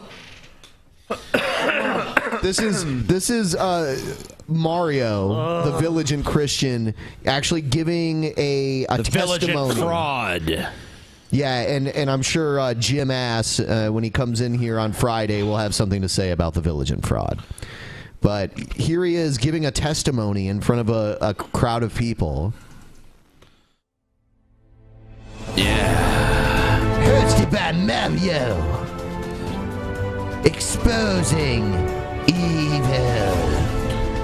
Teaching the gospel of Jesus Christ. I just want to start in a word of prayer. Dear Heavenly Father, Lord, Oh no, come on, dude. Dear Heavenly Father, I wonder if anyone talked more during their own baptism, because if you watch, he gives like a 12-minute speech. I hate it when people do shit like this too. Before we get to what we came here for, let's all bow our heads and talk to ourselves for a second. Dear Heavenly Father, I'm just like, oh really? I got to sit through this. I know he'll be done when he opens his eyes, because for some reason you must close your eyes when you pray. I have to start with a long, fucking boring prayer. Actually, there. Yeah. I went to a graduation ceremony at a private university in Texas, and like the first 20 minutes of it was this. Like, people would get up and every speaker had to go, I'd like to bow our heads in prayer. Heavenly Father, I'm just like, oh God, can we just graduate already? He's still doing it. Hold on. I'm pretty sure he's still praying. He is. Glory be a blessing to them in Jesus' name. Oh, okay. There he goes. Amen. Look at him smiling. Is that So good? this is my testimony. It's a story of redemption, transformation, salvation, and new life in Jesus Christ. So I'm really, really honored to be able to share this with you. And like I said, I pray it's a blessing. Now, those of you wondering maybe what is a testimony, it's kind of your personal story. We all have one. Really? No one needs the definition. What is it? You need to teach people what testimony means. And you're doing, like, presumably anyone who shows up to listen to your fucking testimony knows what a fucking testimony is. Yeah, no right? shit. The only people who are going to show up to some shit like that are fucking people who are already Christians. This is like if you go to the movies and before there's a guy that comes on the screen and explains what a movie is. I know exactly what this is because I went to college about a semester and a half ago. This is Speech 101. Oh, okay. Introduce the concept. For God, and He transforms us, and He makes us into new creatures. So I just want to encourage you to share your story. I've done that, and it's impacted thousands of people all across the world. And it's an amazing thing to know that God can use your own personal struggles, your own personal difficulties, and everything that you... Tell them about the NWO, Mario. Yeah, why aren't you talking like a crazy lunatic when you're in front of people that are real? Why aren't you going like, Beyonce is keeping Kanye locked in a mental hospital so they can imprint MK Ultra onto his forehead? Like, why aren't you doing that shit? What's all this testimony and I'm just a normal Christian shit? Is that how you have to act with your people?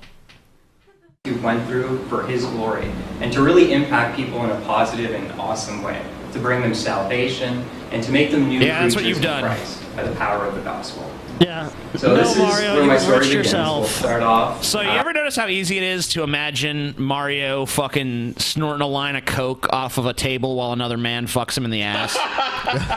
Dude, Mario doesn't believe any of this horse shit. Mario, little Mario. Dude, Mario just wants fucking money, and he wants people to go, ooh. How dare you say that? You're going to make him cry, I'm not saying Scotty. he does Be it. careful. I'm just saying it's easy to imagine. Be careful. Last time people said that, he cried.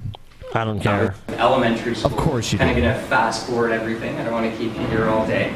This is me in elementary. You know, I loved chess in elementary school. I was a good kid. You loved chess in elementary school? Chess. Yeah, big bouncy ones. No, I don't think so. You know, I don't think that's ever been Mario's No, he likes predilection. bears, Now, I dude. do He likes disagree with bears. Catholicism. I'm not going to get into. Has he hit on you, Paul? Yeah. Oh, okay. This is. I don't want to tell the story, but you want me to tell the story why Mario won't come on the show when I'm on the story. it? Yeah, It's very brief. After the first time we were on, we had kind of a thing. He thought it was sexual tension. He totally misread it.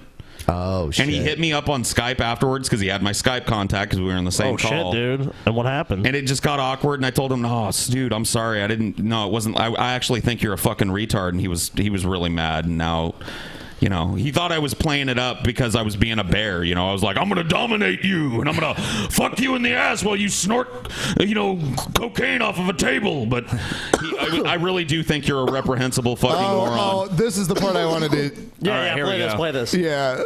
Yeah, I want to hear this. High school came around, and that's when things went south. It wasn't even halfway through grade 9. I started hanging out with the wrong people. And this had a huge impact on my life. I began to be influenced by them. I'm showing you here my role model, Eminem, at the time. I don't know if you're familiar with him.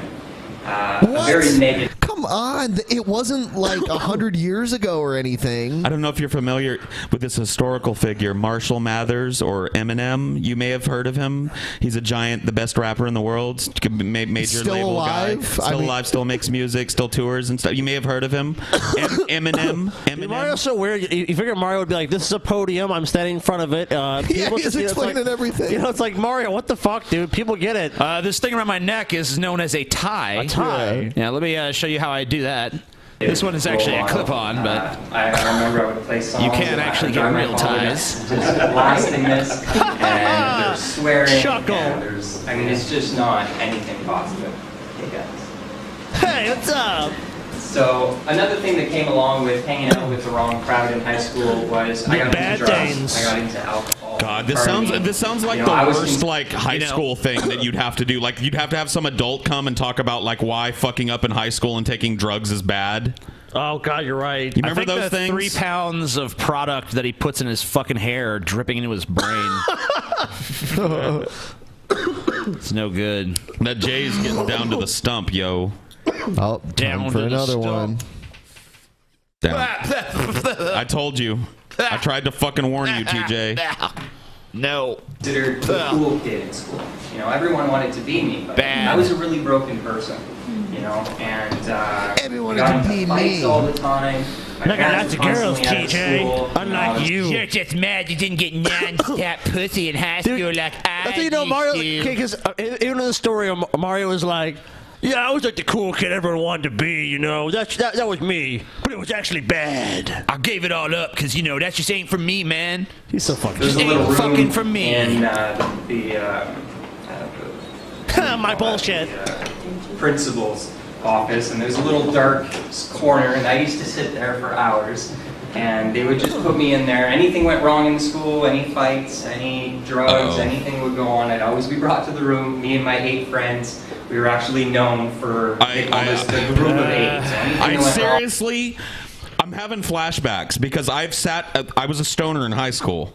I've sat through many of these types of fucking presentations stoned, and I'm just like, I feel like that. I'm antsy, like a 16-year-old. Like, I just want to, fuck, man, I just want to, lunchtime is right after this, so I just got to sit through this idiot. Yeah, you just wish you were there so you could throw a wadded up piece of paper in his face or something. It's Mario and his buddies that are responsible. Tell them about your herpes. So this is where I came from. And, you know, the Bible does say sin is pleasurable for a season. So I didn't realize, I was very young, naive, and ultimately, I thought this was fun. You know, I thought, yeah, this is what life's about. I was in rebellion to my parents. By going through all of this, the relationship that I had with my father was severed. I just rebelled, in fact, and that's one of the things that the music I was listening to was influencing me to do. You know, to stand up against authority and have a rebellious terrible idea. And this caused what a lamentable thing to be avoided at all costs, standing up in the face of authority.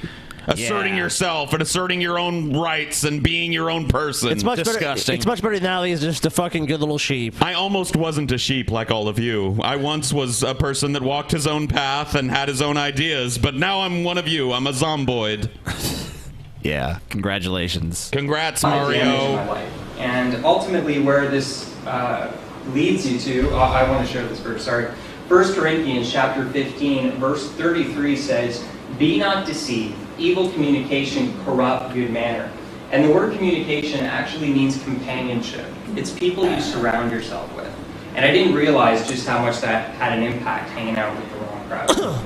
But at the end of the day, this led me to depression. Wait a minute. So they just accept him going, well, the word communication really means companionship. It does. According to what? According to him. And they're just like, oh, yes. Yeah. See, that's how people bend the fucking Bible to mean whatever they want it to mean. They see a thing and they were like, man, I wish that word was companionship instead of communication because it would really work. You know what? Why don't I just say it's a derivative of the Greek or some shit? You know what? Communication means companionship. That's the real translation. And if you take it back to the Aramaic root, it's companionship. You know, they were synonymous back then. You know, it could be translated either way, but really more precise. Because like when you walk by a guy on the street and you nod at him, but you don't ever see him again, that's your companion. Your companion. That's not communicating a sentiment. That's companionship. Yeah, because you can communicate with someone you barely fucking know and will never see again. But the point is that it just passed them by. It just went right. They went, nobody went, what? Huh? Why? That don't make sense, Mario. Yep, that word mean that word because he said, Yeah, man, that illustrates his purpose good if it means that, so that must mean it's true. Not that anything the Bible says matters any fucking way. Yeah, it's all horseshit, dude. Since it's horseshit to begin with, so you might as well substitute your own horseshit, I guess. It led me to anxiety. I ended up having panic attacks all the time. There was something internally that now, right, Mario? always bothered me. Yeah, Mario. All better, Mario. We've never seen you have a panic attack since you became a Christian, Mario. Screenshot. You don't have multiple meltdown videos up on your channel, Mario. Partying couldn't fulfill. You know, you're just having fun, going to the coolest parties. You know, you got the nicest clothes on. You know, the girls like you. Sounds like hell to Dude, me. More bragging by Mario. You know, I had everything going. Sounds terrible. I had the nicest clothes, the nicest cars, I had the best girls. I had all my money. I was just great. Everything was great and wonderful. I was stirring a different bitch's oatmeal every night. You know what I mean? I was up in some different stank puss every night. My dick never stayed dry, nigga. But it was I was wrong. up in some pussy every fucking day. But that didn't fill the hole in my soul. Shut up. But inside, there was something that was deeply, deeply missing within me. And now I know what that is. But at the time, you know, this started to manifest. I ended up having panic attacks to a point where I couldn't even function. There was 3 months where I would start getting severe panic. You still have panic attacks. We've seen them. Dude, Mario... You've posted several videos since you've been the vigilant Christian where you're fucking having panic attacks. And most of the reason why you're fucking panicked is because you believe that there's a satanic fucking world conspiracy against you, you fucking retard. Yeah. Attacks daily for 4 to 5 times a day, and I was hospitalized at that point. This was a difficult point. My parents have to come see me. I don't know what's going on in life anymore. You know, I was just in a really dark place in my life. This is what started my pursuit. I got to the bottom and I said, I gotta change. I can't live this way.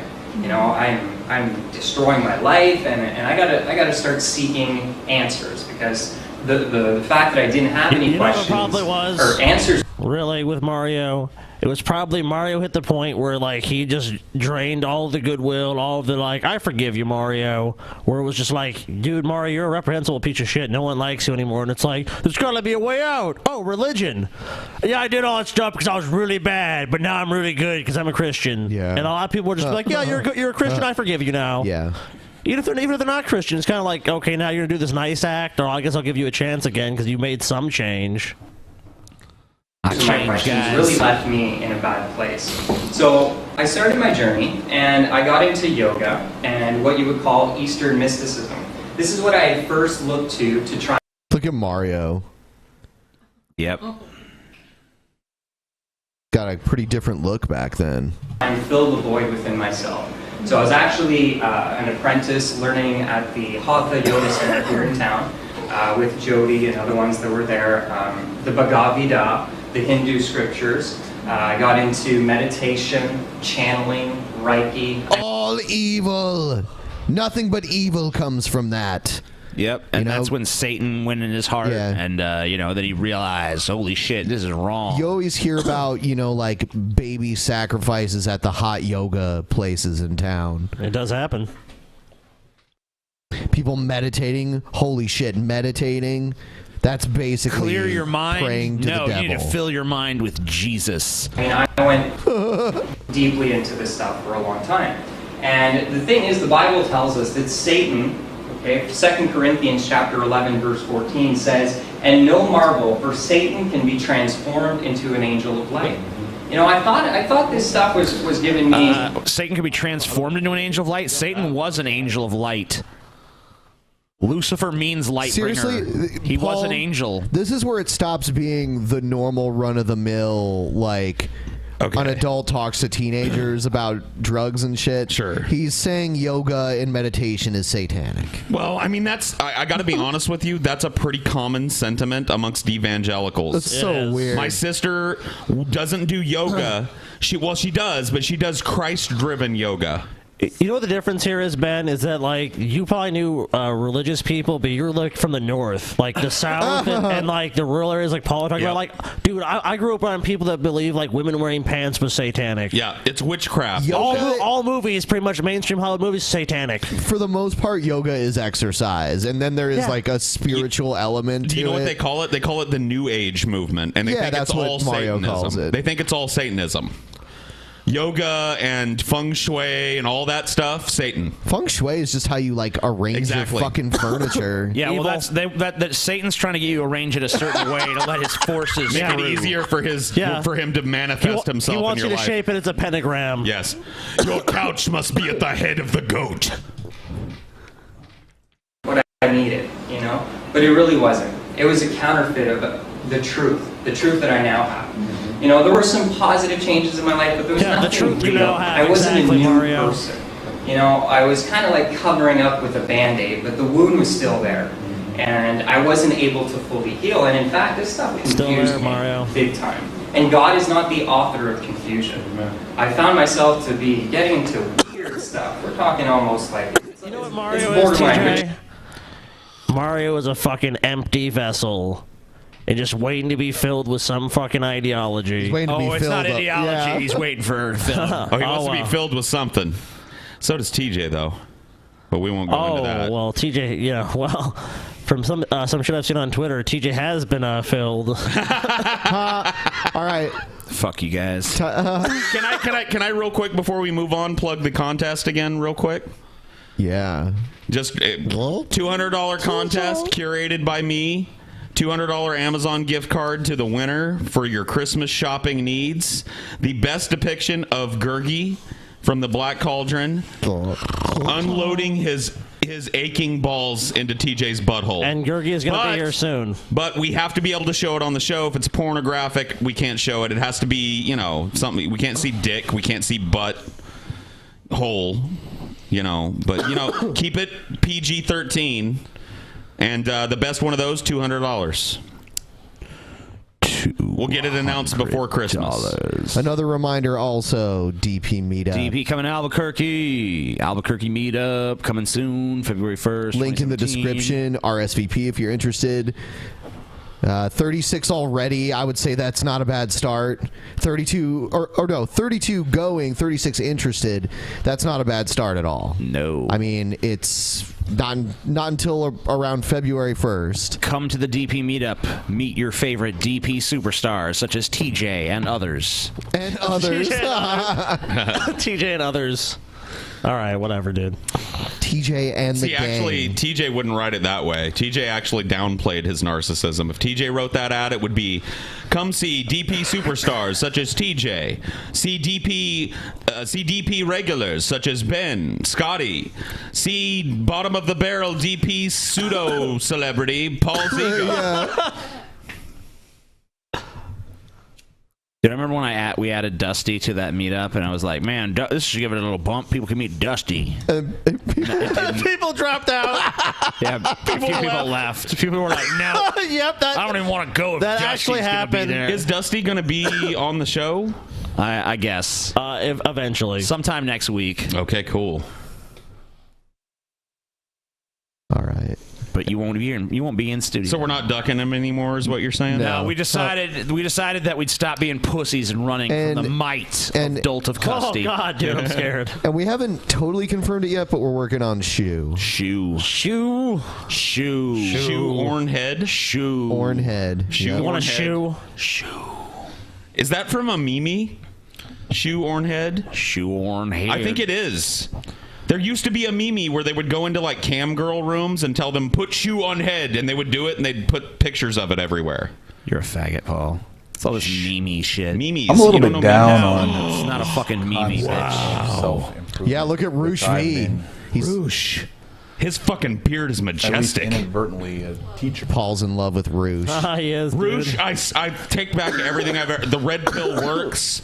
You've done it, man. Paul you know what? Paul just falls for anything that like remotely resembles him. Anything that reminds him of him. Like, Yeah, if ooh, it's a fat person, I'm on their side. Ooh, a See, you bearded guys are so person, I'm wrong. on their side. You guys are so wrong. Oh, whatever, No, dude. we're On the not. contrary. Hold on. No. Let me. You can defend yourself in just a moment, but I want to say, how the fuck can we be wrong when one, you're constantly talking, and two, you're constantly talking about this.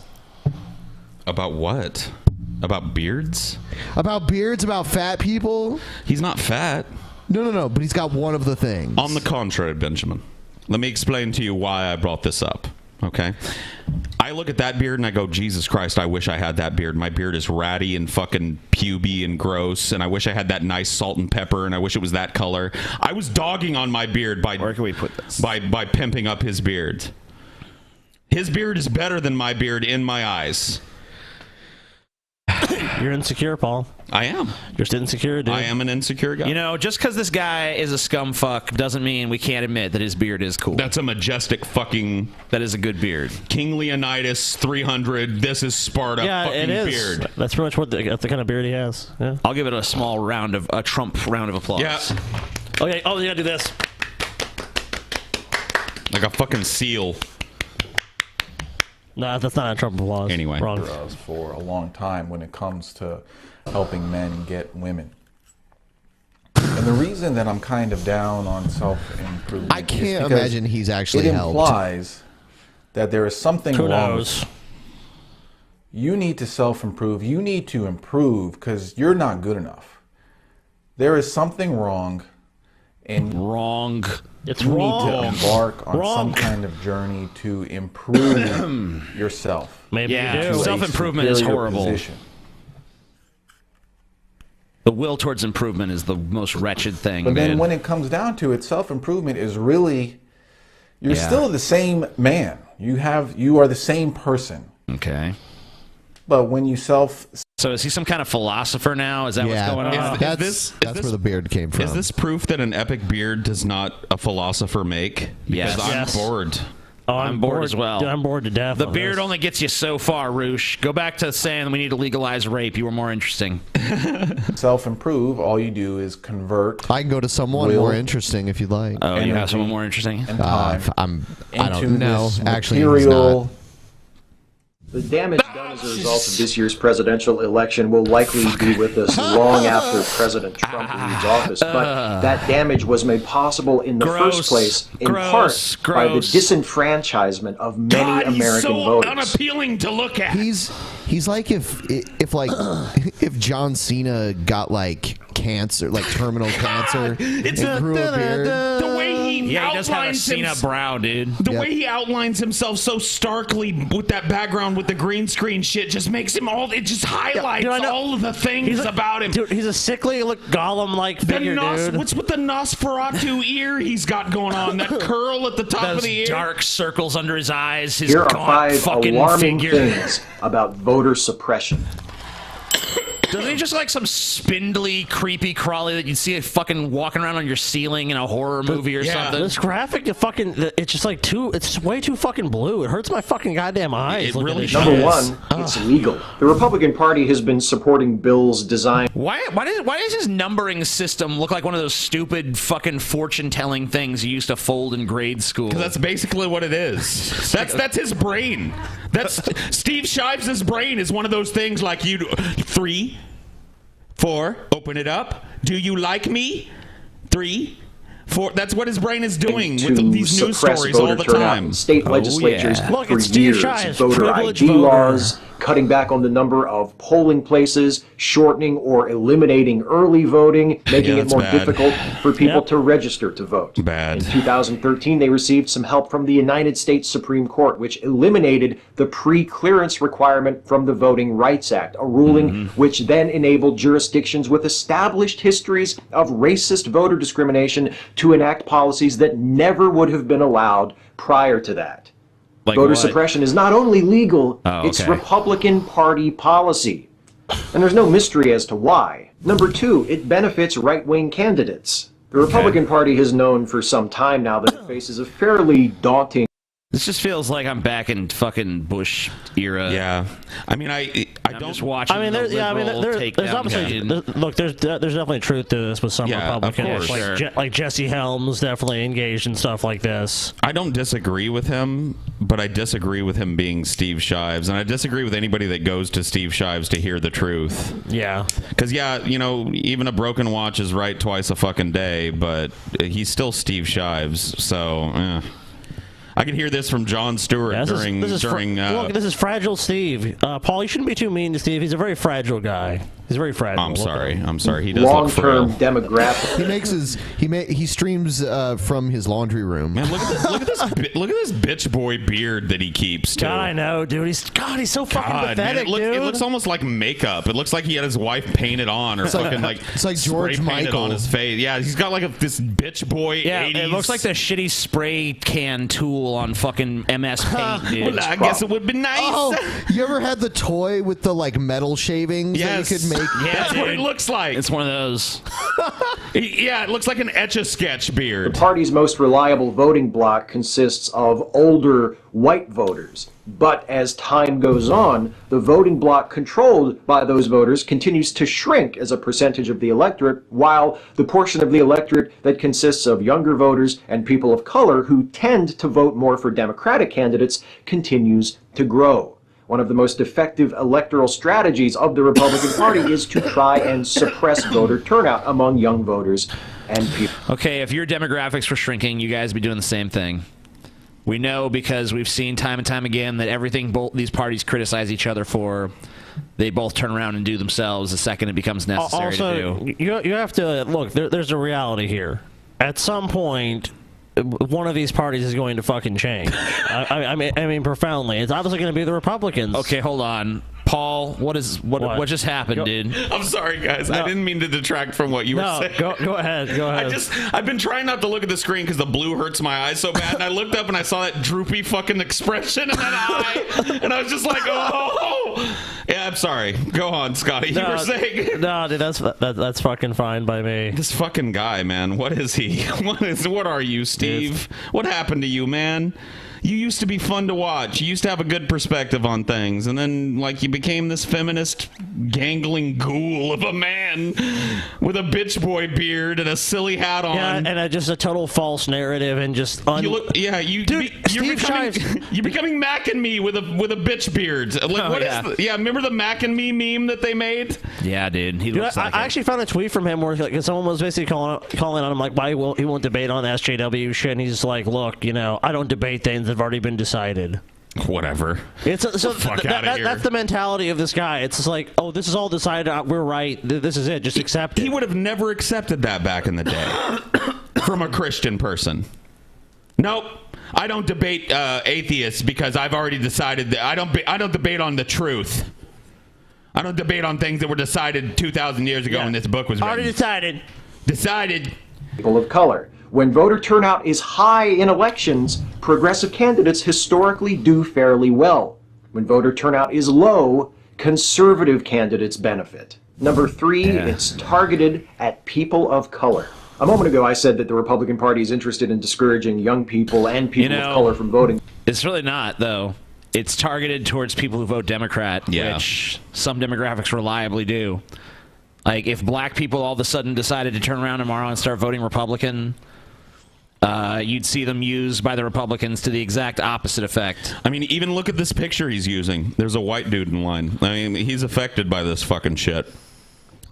Like, look, this is not... it's targeted at poor people. But people that are likely to vote Democrat. Yeah, the poor. I mean, there are some fucking... Yeah, they already get the worst of everything anyway because they're the poor. Right. But please make no mistake about which of those two groups is the primary target of voter suppression policies.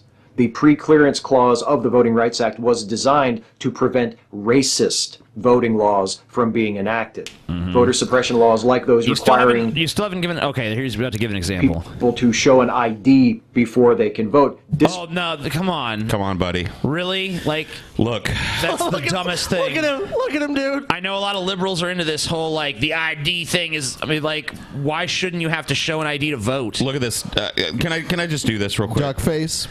I've lived I've lived a lot of my life pretty poor, and the last year or two of my life have been pretty lean.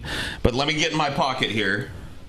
Let's see what Paul's ego has. See, Paul's ego's driver's license is kind of up in the air right now, but Paul's ego, knowing that, has a fucking passport in his pocket. Because he doesn't travel without ID. When you want to do business in this country, you have to have fucking ID. Okay, it's not silly to require it at a voting place. No, it's not. I don't agree. I mean, like, I agree with some of the fucking. I agree with the Democrats and the liberals on some of the things they describe as being problems in terms of voting, but having an ID just seems like no shit. You should have a fucking ID if you're going to vote. You should be able to prove who you fucking are. You should have a government-issued ID that you can present to people. You know what? Someone in the chat room said end the show. Really? End the show. Should we listen to the chat room? You know what they say, that we never take criticism? Yeah. So I guess... Man, I guess we should end the show, guys. Fuck, all right, thanks. Sorry. All right. That guy in the chat's calling the shots tonight, you guys. Yep. Yep. We gotta go. We gotta take that feedback. The chat has spoken. We have to take this feedback. Sorry, guys. As you've said, we don't listen, so we're listening now. We're listening All right, to you.